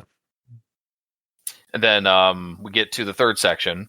And then, so like the first two sections we've been talking about trams a lot. And it gets to the third section and Sully and Smurgle or not Smurgle, Samargle. Sorry. Samargle, yeah. She's not from Lord of the Rings. And Barnaby show up at the start, and I was like, okay, we know pies were taken here. We just spent 2 chapters talking specifically about the tram and possibly spooky shit goings on. I hope this isn't all about pies. It's all about pies. It's all about the pies, but it is also like connect to the Elfin Boy, like okay, come on, it's Jarvis, but yeah, like it is connect to that because like this is at 7:32 on the same evening because it's a Wednesday as well, so it's like just after Adora has left to go drop off the pies to Jarvis. Mm-hmm. But this is before Jarvis was yoinked. Yes. No, this is after. Oh no, sorry. You said right. it was 9 o'clock when the spookiness. Jarvis thing was 9 o'clock. Yeah, now we're back. Now we've rewound and gone to Elia's hearth, and it is now 7:32 p.m. Mm-hmm. So, yes. Yeah. Either way, the shift back to pies wasn't something I was expecting. That wasn't something I was expecting to say today either. But the shift back to pies, yes. But at least like there was progress on the whole pie situation here, like a lot of progress. Yeah, I was so happy. Not to steal your spot again, as I often do. I was like kind of let down in the last story when like the pie thing, they were going to go set out and find the pie thief, and then we cut to Elia's hearth, and like it's just Barnaby and Samargle, and it's like we're not getting our pies back. We failed. Like, but then like this one actually like it was like that was like the kind of like the lull before like the triumph, or like that was like oh no, we've lost, but like no, we haven't lost. We found we found a lead. Mm-hmm. Yeah. This is where in a sports movie, the team is getting their ass kicked in the at halftime, and the coach comes in and gives them a pep talk. Yeah. This is the turning point. Or that one character that like quit the team like early on in the show, in this episode, or in the movie, comes back like because he can't quit on his team. Yeah, and like Bill Murray. Exactly. Yeah. That was it. Wasn't that what he did in Jam? Space Jam? Yeah. Well, he wasn't going to show up, and then he did. I think it was him. That was, I mean, a little bit less of that one because like in that one, like he just shows up for no reason. Like he showed up. He showed up because Bill Murray wanted to be there. Oh, okay, fair. Like legit, and that's like kind of meta in the movie as well because like, well, I had to talk with the screenwriters and they said it was okay. So was that actually the one? Yeah, legitimately, yeah. That's awesome. Either way, that's also not this. I'm done, by the way. Okay. But no, I like like I like that. You're I get what you're saying here. It's like, oh yeah, like all right, like tram station, like reminiscing and like we get more information. Tram thing, but with like the darker, moodier things with the horror and maybe the stuff, and then pies. Yeah, like pies the shift in it almost seems like this part could have been in the next section. A little bit, yeah. The tram stuff all together. Honestly, yeah, actually, because like after this goes into more about the same sort of things that's going on, right? You know, actually, yeah, that's a good point. Like we could have gotten like N is for Nanmore.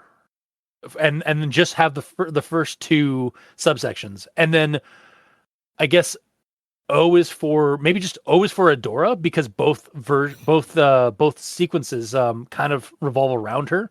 Oh, absolutely. I actually kind of agree with that. Like have Elia's hearth, the Elia's hearth section of this chapter go into O, and then just have it lean right into Adora's rendezvous. So yeah, I like that a lot. Other than that, that's all you got for N. But speaking of Adora's rendezvous, that's where we're going. Exactly. Yeah, that's the ticket. Segue. The tram ticket. I'll move on. I don't get it. Yeah. So I'm gonna start with this one here. Her newly purchased rain boots squeaked with each squelching step, leaving a trail of dark footsteps on the shiny cobblestones that gleamed wetly under the moonlight sky. So earlier in the previous Aberration story, when we first met like Adora, like we had that whole Adora the Explorer thing, like Oh no. and how I brought up that like she's actually probably more closely to Boots the monkey, who's like Dora's friend in that one. And then in this, like she suddenly has she got newly acquired Ray Boots.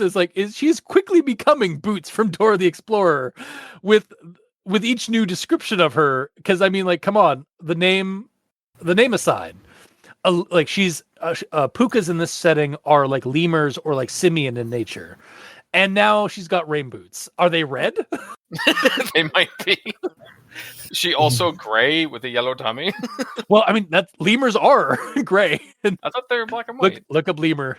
I did that earlier though. They are gray, white, and black generally. They have some brown in some versions, but like most of the time they are like it depends on the subspecies, I think. But yeah, so that's just like being critically silly. It's like Adora's actually just Boots from Dora the Explorer. Yeah. Just a thinly veiled version of Boots for this story. Dude. Also, complete waste of time, but I have to share this lemur picture. Awesome. That is that is the face of the third head of Sully. Yeah. Just stay wide-eyed with the tongue out. yeah. For the odds at home, it's a picture of a lemur with just the derpiest of faces. Yeah, just Google image lemur, you'll find it. Yeah, look for the one with the tongue sticking out. All right, back onto the actual notes I have here though for O. If she was facing the worst case scenario of an unexpected meeting with the witch moles, then sir. If she was facing the worst case scenario of an unexpected meeting with the witch moles, then she had no intention of facing them alone. So at first I was like, what is a witch? What is a mole? Like MOLLS. So moles, informal noun, the female companion of a gangster or other criminal. Which makes sense. Like these are witches that run a mafia in this district. So makes sense that that would be what their name is. So would it be malls, not moles? It could be malls, yeah. Witch malls. It's pronunciation. That sounds like a mall that witches own, though. Like a structure where people sell things. Move over dead malls. We got witch malls. Mm-hmm. Witch malls are the better malls because they're actually like supernatural and shit. Of course. But I'll move on to the next thing.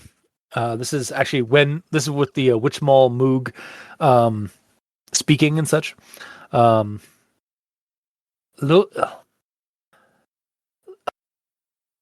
Leosafar and his kinfolk make great trouble with us. Makes great trouble for you too, Moog simply stated, her grip on Adora's arm unyielding. But you're not just anyone, are you? You're Christy, Bray, and Silas's little foundling. And we all know how protective cynocephalies are of their own, despite their origins. Adora froze. How did you know about mom and grandparents? Wait, what?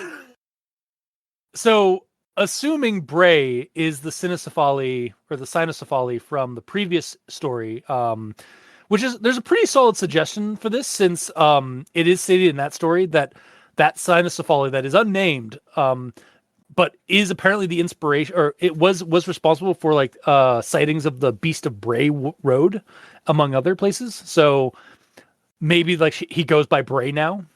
Oh, I figured it'd be Silas because it could be Silas Luke as well. Mentioning like, oh, by the way, yeah, we're not going to hurt you because Silas. You know why? That's also true. Like, so there, but I mean, it's a family of cynocephalies. Yes. But also, I like that. Like, so Adora is one of Bray's grandkids, probably if I had to guess, adopted, since it does mention that like she's a foundling, like she's one of their foundlings. Absolutely. So, but then that's a hell of a twist, considering what Bray is planning to do against Todd, who Adora is technically working with.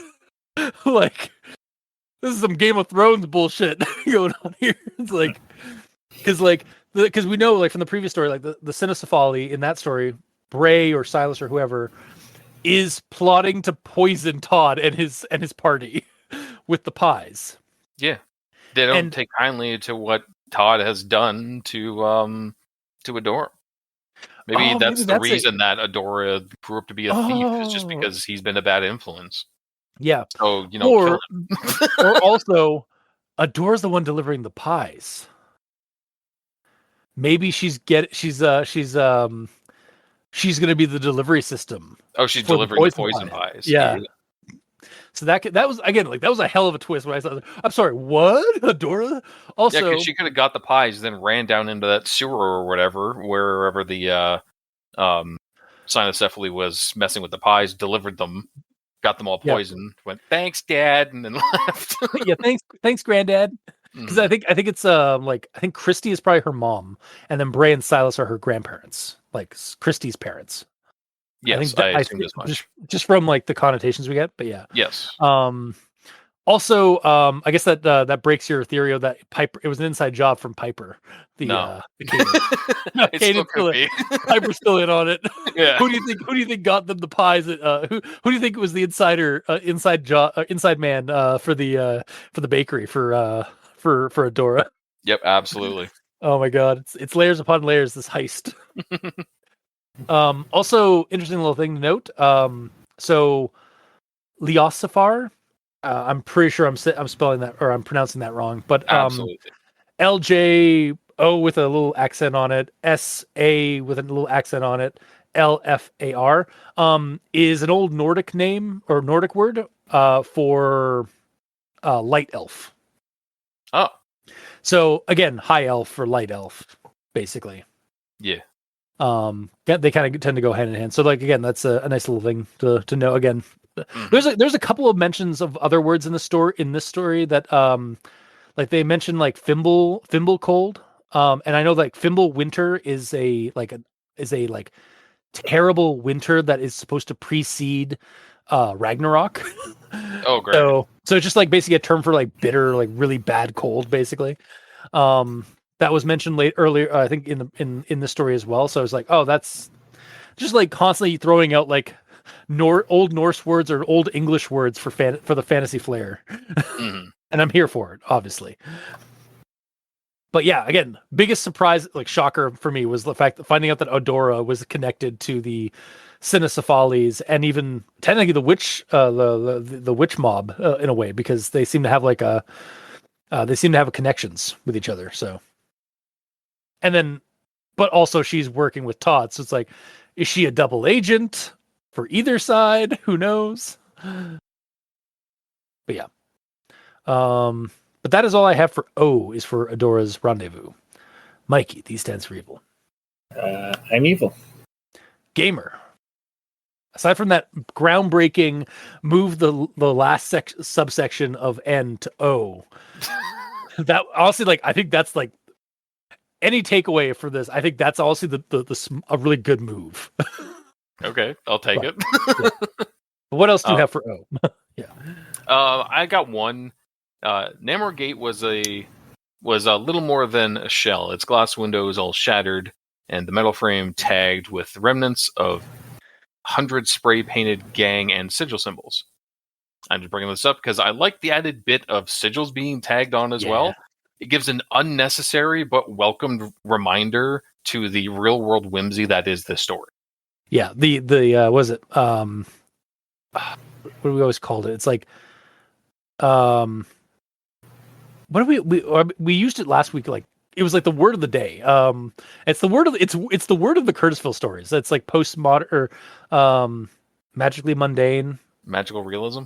Yeah, it's basically the magical realism of this setting, or even like urban fantasy. Like honestly, it really like pulls in like the urban fantasy element of the story, because it gives you that, like, yeah, there's graffiti, but there's also graffiti of like spell sigils or like or hexes on the wall. Like a wizard that's also a graffiti artist could like be running away from cops, put his hand on it, and like walk through the wall because that's like a portal like sigil that he set up. Oh, absolutely, yeah, yeah.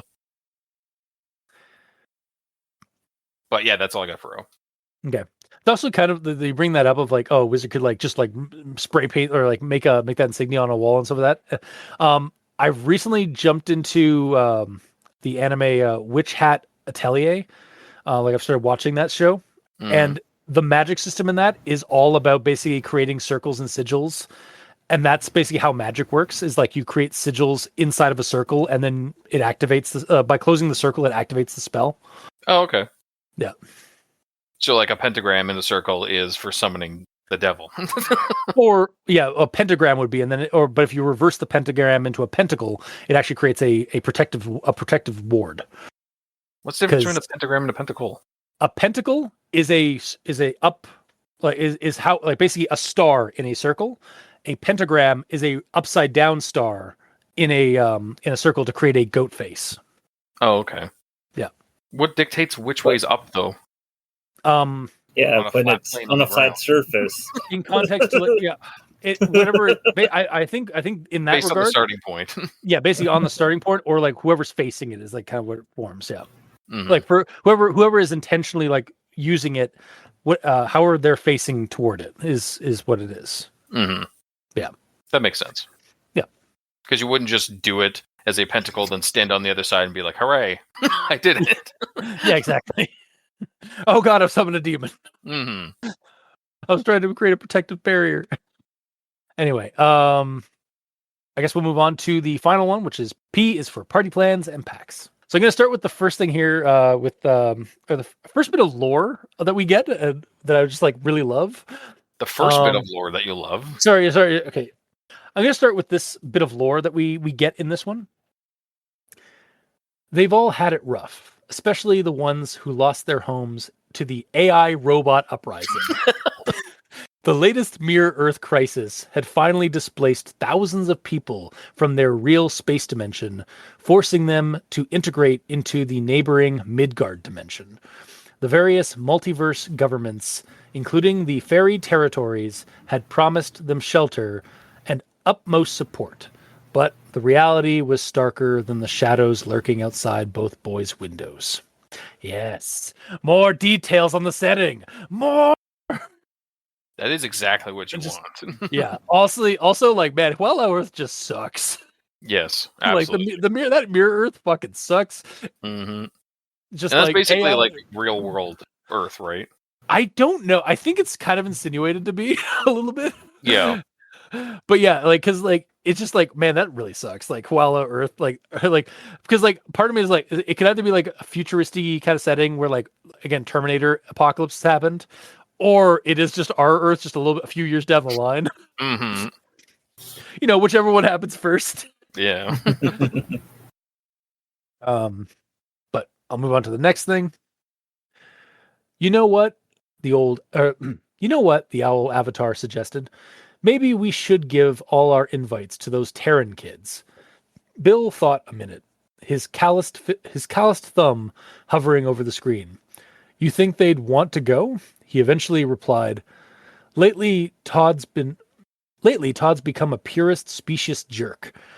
He might not appreciate it. Well, it's about time he learned a lesson in interdimensional respect and empathy. Don't you think? Willie shot back, the words appearing in a burst of yellow. Right now, they've got nowhere to go, and Halloween's supposed to be for everyone else. Not just the cool elite kids who think they own the night.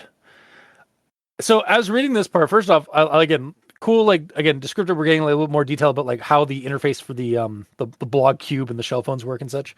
But also, again, yeah, Todd becoming a purist, speciest asshole, that makes sense. Like we kind of saw like bits of that in the previous story with his him like being more concerned about Jarvis, a fellow elf, than other characters and such. Yes. Also, oh no. If they end up doing this, if they end up like giving these poor Terran kids like invites to go to Todd's party and some of that, and then things go bad at the party, like again, like the pies are poisoned and such. oh no. Like us as the reader, like know what's going on in the background, and we're seeing this horrible thing happen. It's like like we're seeing the seeds planted for like something horrible to happen. It's like, oh no, we can't stop this. No. Yeah, because my whole notes on that as well, basically just like regarding those plans, it's such a horrible idea. But they don't know, and that's the worst of it. None of them want to go in the first place, and not even talking about the possible poison pies.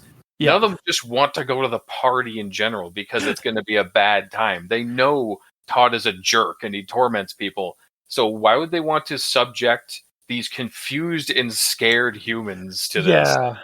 At this point, when they suggested that, I'm like, okay, Bill and Willie are worse than Todd right now because they're wanting to give these poor souls over to Todd. Yeah, like and initially, like when they first started bringing this up, it's like, okay, that's a shitty thing to do to these kids just to get back at Todd because it's going to piss off Todd that these guys are being invited to his party. Yeah. Basically, you're using them as pawns. But as it goes on, it almost seems like the kid is like, yeah, you know what? Like, we'll go with them, and if the party like turns out to be really shitty, like, and like, or like, we'll just pull them out, and we'll just have our own part. We'll just show them about a trick or treat. So like, they kind of like turn around about it. Like at first they mention they bring up this like plan that's like really shitty to these Terran kids, and then they're like, oh, like they kind of like have this conversation where it's like, you know what? How about we like we'll do we'll take them to the party, and if the party ends up sucking, we'll pull them out of it, no problem, and we'll just show them a good time at Halloween. Yeah, instead of us all becoming the villains, we'll just all become dudes with hero complexes. Like, yeah, that's way better.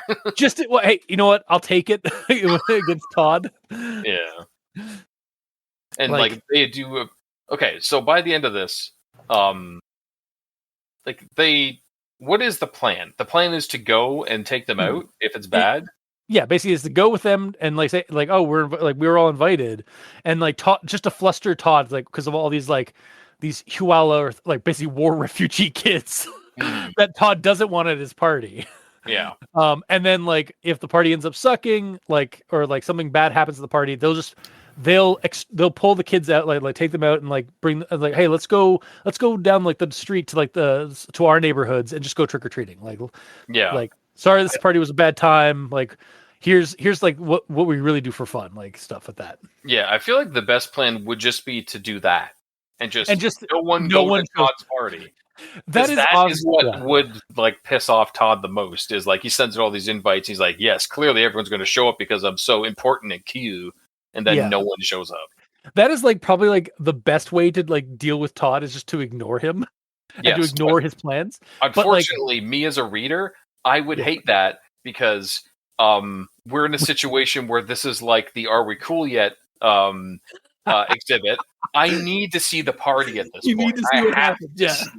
Yeah, exactly. Also, from a narrative point of view, like this is like again, like you said, like this is sort of in line with what you're feeling. It's like.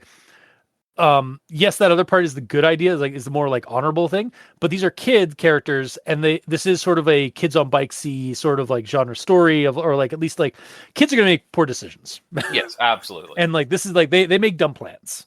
Yes. So that's why it's like this. They did turn around on it and realize the error of their ways pretty quickly. I think Alex actually is like, you know what, you guys are idiots.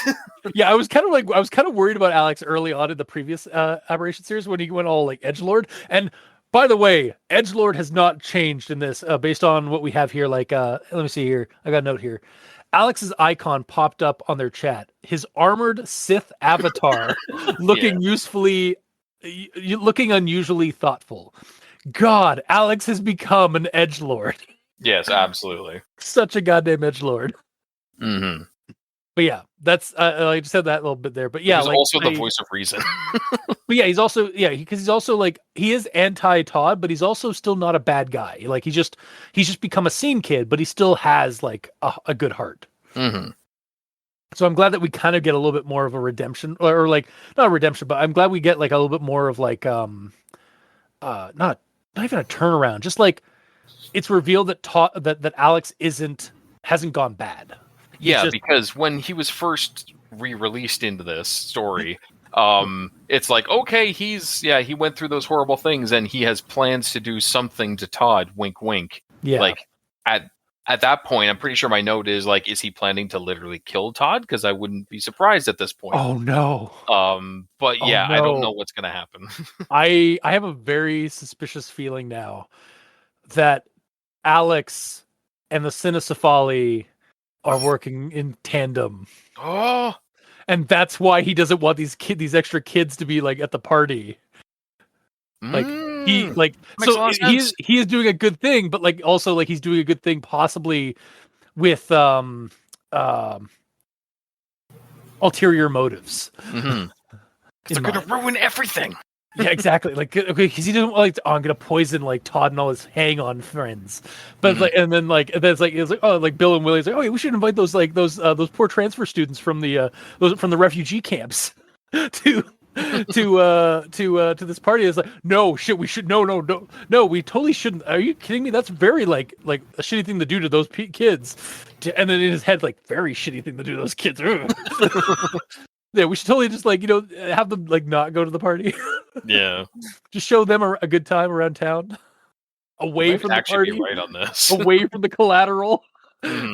Don't make them the collateral damage. Anyway, yeah. So, yeah, it's. I like that.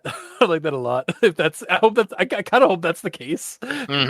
Like that Alex is actually working with the son of Safali. Oh man, that'd be such a good like I guess a twist or like just a plot revelation.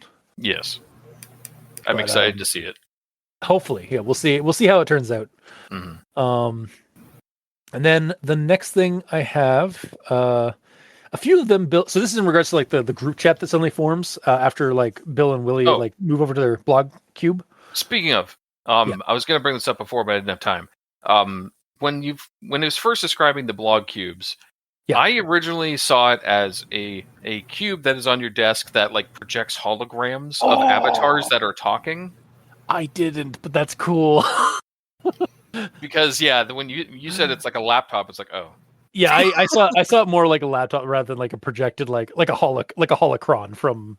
Yeah. Because I think in Star Wars the holocrons like create like a projection above them. So I believe so, but yeah, especially when it's like, the owl avatar said this. Yeah, that's true. I mean, I honestly just saw that as like just an little animated like character that like pops up on the group chat. Yeah. But I also like saw it as like it's basically like a GameCube like thing. You pop it on your desk, and then the top of it opens up like a laptop. That's how I saw it. But again, it could be it's sort of left in the air for like interpretation. So yeah, it could literally just be a standard laptop because like I don't know if you squish a cube down, it's a laptop shape. Yeah, it's just a more it's actually just more square. Like it's just a more square looking laptop, and they just call it the blog cube. Maybe because earlier instances were a lot blockier. Maybe, yeah. And they just like the name stuck, kind of like how Max just like is a term, like an overbranching term for like many different things. So like originally people only went on the internet for blog purposes. Exactly, yeah. I don't know. Either way, I wish there was a little description because we get this weird word and we don't really know what it means. Yeah, like shell phone's pretty easy to figure out what it is, but the blog cube is just like it feels that name alone like gives a description, like just kind of fills your head with like ideas of what the description would be. Yeah. So yeah. But back to the thing here with like so the group chat that they're having. A few of them Bill recognized: Gwen Barry, Irene Dawson, Jeffrey and Ethel Mayer, Thomas Lutz, Midori Sayuko, along with her identical sisters Oyuki and Mai. Even Alex Thompson seemed to put his sabotage revenge plans on hold, offered up a new idea. So you might remember these kids from all of them from the Gray Man story that we covered last year. I certainly did. I certainly didn't. I as soon as I started, like, I remembered like the Midori Sayuko and like Irene Dawson. I remembered. I was like, I feel like we've heard these kids before in other stories from M. Pratt, and so I went back to the Gray Man story, and sure enough, each and every one of these kids is from that story. How did you know to look there? It's my memory is very very finicky, and like I can remember shit we've done on this show like years ago, but I can't remember like multiplication tables. Okay. I was struggling to remember what we did last week. That's how my brain works. Yeah. It's just how like my mind, like how my memory, like how my mind like stores memory and stuff. So yeah, for sure. I mean, I even went back because like when we earlier on with the end section when we were describing the Nezumi girl, I thought one of the kids from like another previous early Curtisville story was either named Nezumi or was described as a Nezumi. So I went back and sure enough, like, and unfortunately, none of them seem to be Nezumi or like a Nezumi as far as I could tell. Yeah. I only looked at like 2 stories that I recalled like might have had it, so maybe I missed one, but yeah, so but for this one specifically, for this instance here with like Gwen Berry and all them, is like, oh yeah, those are the kids from the Gray Man story, which also took place on Halloween. Like it was a Halloween party when they did like the that Ouija board stuff, and summoned the Gray Man to them, basically. Is that what also Luigi does when he's skateboarding? Ouija boarding. I hate you so much. I hate you so much. Good. Okay, This is how things should be. Moving on to the next thing here. They're probably going to think we're going to sacrifice them Harvest Home style to the old gods. And I was like, Harvest Home? Like Harvest Home style? Harvest Home? What the hell is this? So I looked it up. Wow, these tweens and teens, because I'm assuming they're like around 12, 13, are pretty well read. It's so Harvest Home is a 1970s folk horror novel. One that I should probably get around to reading, apparently, because I've never heard of it, but it sounded really good. Like it sounded really cool. So, but yeah, I was just like, man, these kids, like, obviously, like in previous stories in the series, like a lot of the kids are like they're very savvy on like pop culture stuff. They often reference things like Marvel Hornets and other horror movies like Hellraiser and all that stuff. But like Harvest Home was a new one even for me. I was like, what? That's a deep cut. It was actually Hellraiser. Oh, yeah, Hellraiser. Yes, yeah, yes. Very different. And then So, yeah, I have the they like exclusively only watch media from like Hulal Earth. What? Because like all those things are from like real world. So like, not is there sure. a parallel thing going on? Yeah, I think Midgard Earth, and I think there is. I think so. This is why I feel like I really need like a map of the cosmology of the setting, because I don't know if Fallout Earth is like necessarily like the same as our Earth. Like they're obviously like parallel universes and such like that are involved here, so they must share like similar pop culture and stuff like that. They still like keep some things, and then there's just some things that are different. Like again, in one universe the robot uprising happens earlier than expected. But then there's other ones where like again like other fairy creatures live and stuff like that. So yeah. Like in our universe, Terminator 2 was with Arnold Schwarzenegger, and theirs it's Sylvester Stallone. Oh my god, yes! it's just the Last Action Hero universe. Yeah, I'm glad you caught that. Of course, that's one of my favorite movies. It's so good. Ice that guy, cone of phrase. Oh, he killed him with an ice cream cone. Yeah, as the ice cream cone like gets the guy in the back of the head. Yeah, because that would work. Yeah, just by blowing up an ice cream truck. Anyway, moving on. Sorry, moving on to my last thing here. For P. He didn't even notice an old burlap sack in the nearby wind. Shifting slightly as if something within was trying to get free. And to this, I was just like, oh my god, it's the burlap sack of evil. It's back. It's back, baby. Yep. I was just so excited. Like, it's like, oh my god, things are coming back together.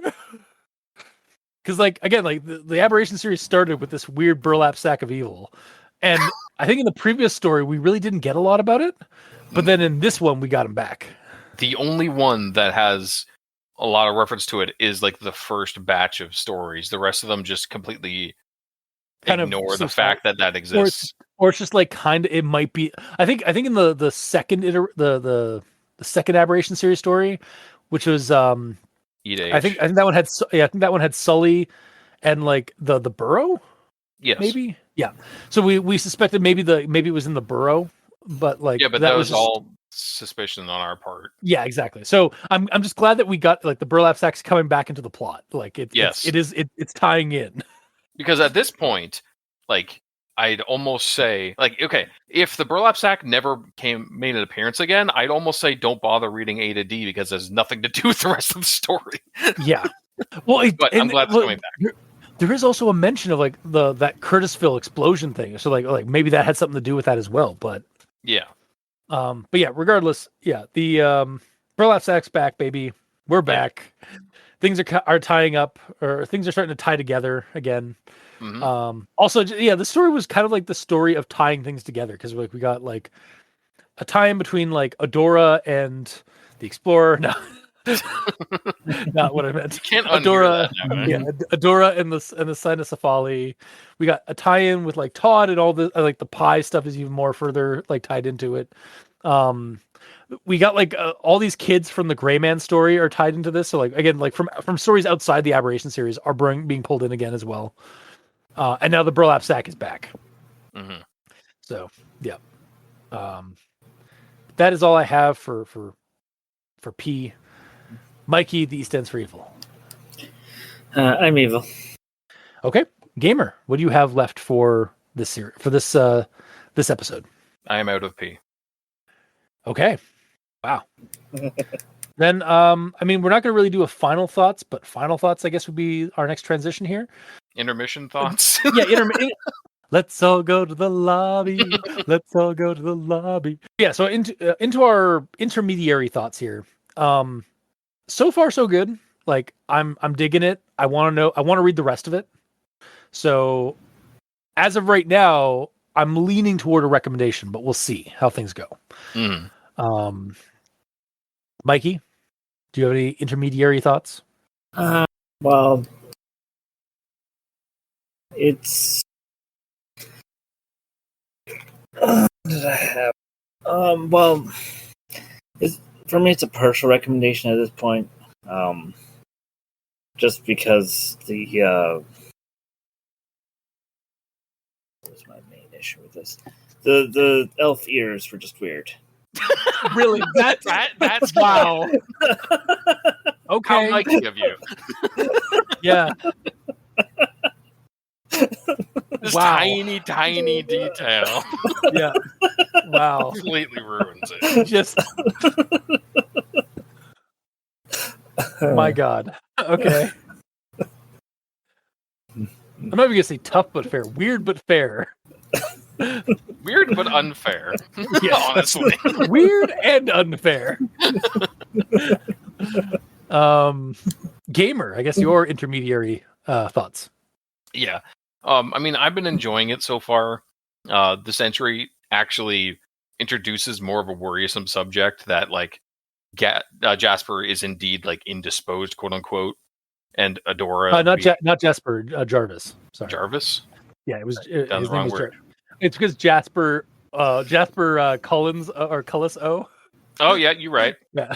Yeah. So either way, I like that Jarvis is indeed, quote unquote, indisposed, and Adora being kidnapped and all that. I like hearing the kids talk about the idea of not going to Todd's party and in fact sending a bunch of recently traumatized humans there to, quote unquote, help them. So these do a war-torn events.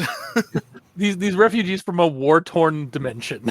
Let's send them to this horrible spookular Halloween haunt.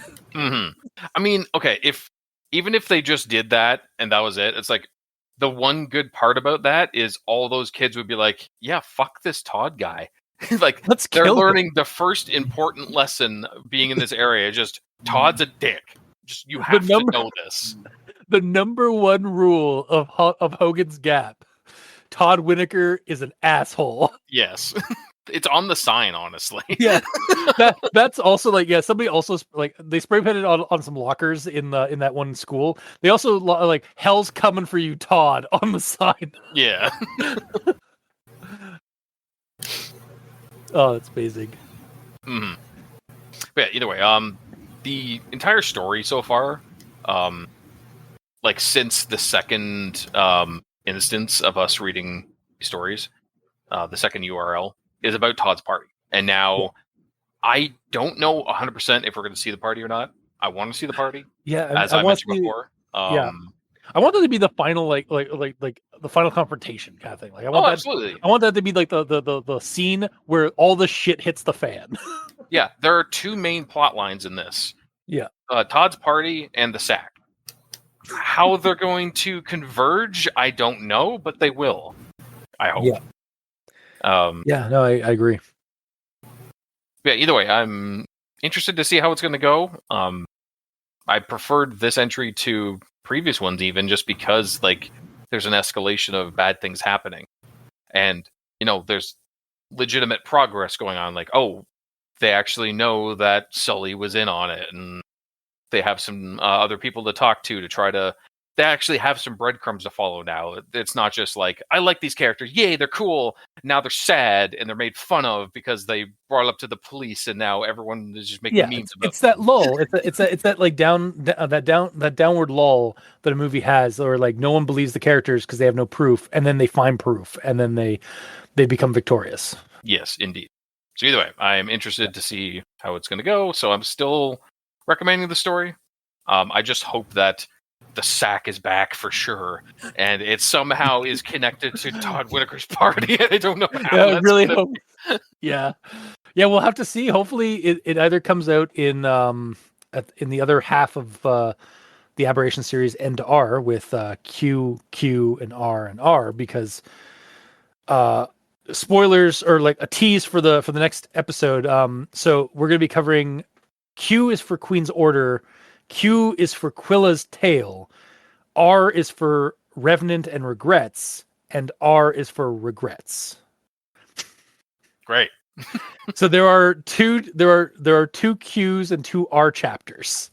Oh, these two are actually sectioned out. I did notice that in the table of contents. Hell yeah! Yes.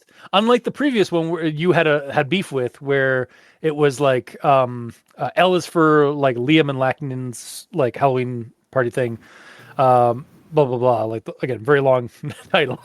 Yes. But then right after that was Liam's perspective of the Halloween party of 2013. Blah, blah, blah. Mm-hmm. And it says like 4, 4.1, 5, 5.1. Like yeah, that's awesome. I wish it was also in N though, because N was a 3-parter. Yeah, technically N was also well, like we said, like N should have also been like N is for No Relief, and then we should honestly again, Elia's scene should have been moved over to Adora's Rendezvous, but to make that a 2-parter. Yeah.